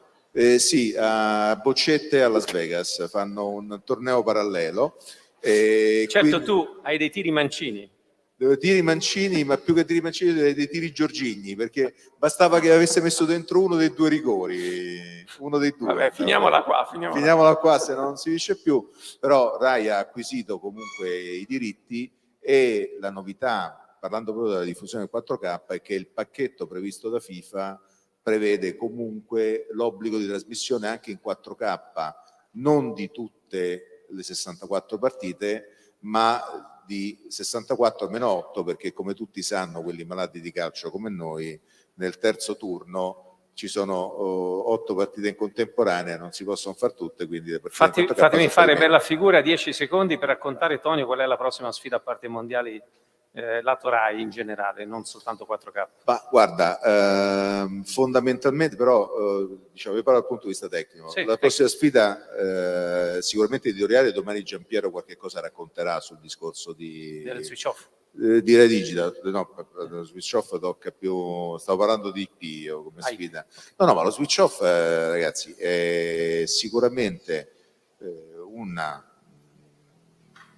Guarda, c'è Bianca no, Papini. infatti lei stavo guardando. Bianca Papini che ti guarda. E lei stavo guardando io. No, è un passo sicuramente importante, essenziale per l'innovazione del sistema televisivo, quindi speriamo che sia compiuto rapidamente e che si faccia questo T2. Il nostro auspicio è che quanto prima si faccia la migrazione verso il T2. Guarda, servi la volata a Mario Cipollini Giardina, che domani su questo punto l'ho letto. Domani comincerà a dare giustamente, perché Gianfranco è il nostro rinforzo, quello che mette l'asso quando c'è da fare delle domande. 10 secondi, Ilaria, che cosa accade nello spazio? Quali altre novità? Oltre ad appoggiare la standardizzazione del DVP-NIP, come accennavo prima, quindi queste piattaforme in IP nativo, che consentono quindi di convergere piattaforme OTT e le piattaforme di distribuzione satellitare, e stiamo anche lavorando a un sistema multiorbita GeoLeo per andare a offrire una soluzione veramente globale, e una soluzione anche per quei mercati per cui i satelliti geostazionari potrebbero non essere la soluzione. 10 secondi, Lucca. Grazie, Ilaria. Luca, quali sono le prossime sfide vostre? Prossime sfide sicuramente sui servizi video, soprattutto sui servizi interattivi. Abbiamo una richiesta incredibile anche da parte delle aziende su tutto quello che è il mondo di interattività, quindi videocomunicazione con canali live per enterprise e quant'altro. Quindi stiamo lavorando molto su questo tipo di modelli di piattaforme. Guido? A parte, come dire, il completamento, come diceva Tony, di questo percorso. 2 piattaforme OTT verticali, una sarà la piattaforma della cultura e della bellezza assieme a Piero Maranghi, editore di Classica HD, e un'altra è ancora in embrione su un progetto su salute e wellness assieme a Gianluca Paladini. Beh, in bocca al lupo ovviamente, perché quando arrivano progetti nuovi, Glenda? Noi stiamo investendo. Poi Alessandro. Stiamo investendo e ci stiamo focalizzando molto anche nella cyber security, quindi credo che un passo in avanti per Nagra sia proprio quello di aumentare gli investimenti da questo punto di vista. Stiamo ingrandendo anche laboratori di... Vabbè, una continua ricerca evidentemente. Sì, però direi proprio questo, sì. Sul tema di efficienza. Alessandro, voi che insomma siete molto attenti. La nostra sfida principale più immediata in questo momento è quella di riuscire a giocare una parte preponderante e importante sulla transizione in cloud. Come dicevi, abbiamo qua una dimostrazione con alcuni dei nostri principali partner, da quelli storici, MediaKind, NetInsight, Enensys, ad alcuni nuovi ambiti in cui vogliamo svilupparci, quali il playout e il banda base con Imagine e l'orchestrazione e l'automazione con Skyline. Cristina, una battuta, cosa aumenterete i canali? Non solo, ma la sfida più grande ovviamente è il cambiamento dalla pubblicità tabellare alla pubblicità programmatica. Allora, con un minuto di ritardo sul programma, chiudiamo la prima giornata, che mi sembra onestamente, non voglio raccontare una favola che non è, sia affilata liscia, soprattutto per la resistenza al caldo. Ringrazio Michele Magnifichi, non so se è qua per appunto, grazie a Michele, vieni. Fate un applauso a... No, Michele. Io lo so che sei di Venezia, però insomma qualche volta dovresti anche... Vieni qua, ci fa piacere, davvero ci fa piacere, perché hai avuto questa idea di offrirci il prosecco. Stasera conosceremo i 4 vincitori di una sfida spaventosa sui Fed Awards, cioè una roba che io non ho mai visto davvero tanto. E siccome è una gara vera, perché alcune persone mi hanno chiamato e dicono ma è truccata. No, noi facciamo i trucchi, non li facciamo, lasciamo che sia, come dire... Sì. No, ma Simone Rossi a prescindere, perché insomma... Sì, e perché Enrico Callerio di Monitor Radio TV, anche lui. Vabbè, questa è la distribuzione dei complimenti che abbiamo deciso di fare oggi.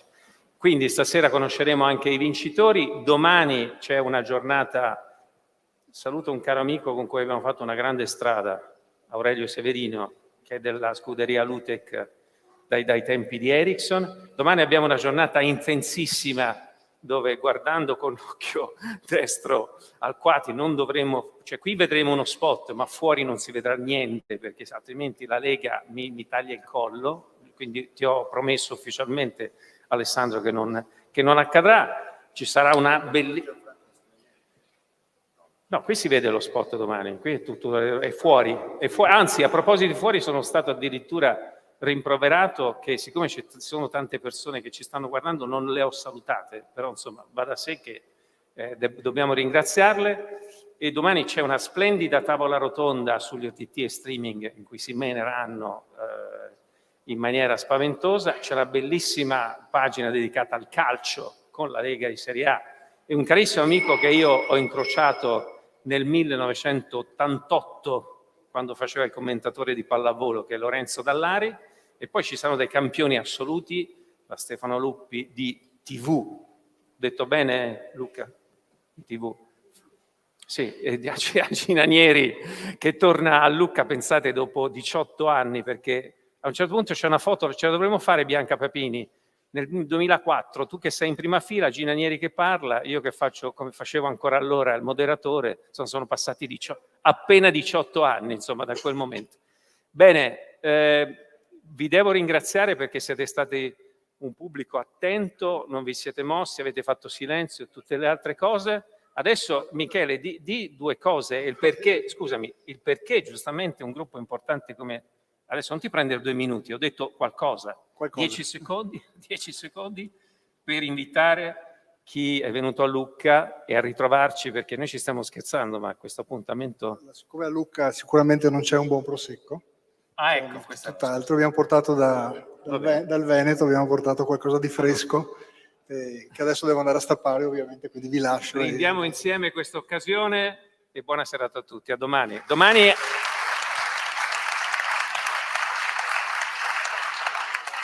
Domani ci troviamo alle 9:10 puntuali qua, perché come avete visto noi andiamo con i tempi, andiamo bene. Grazie di cuore, buona serata.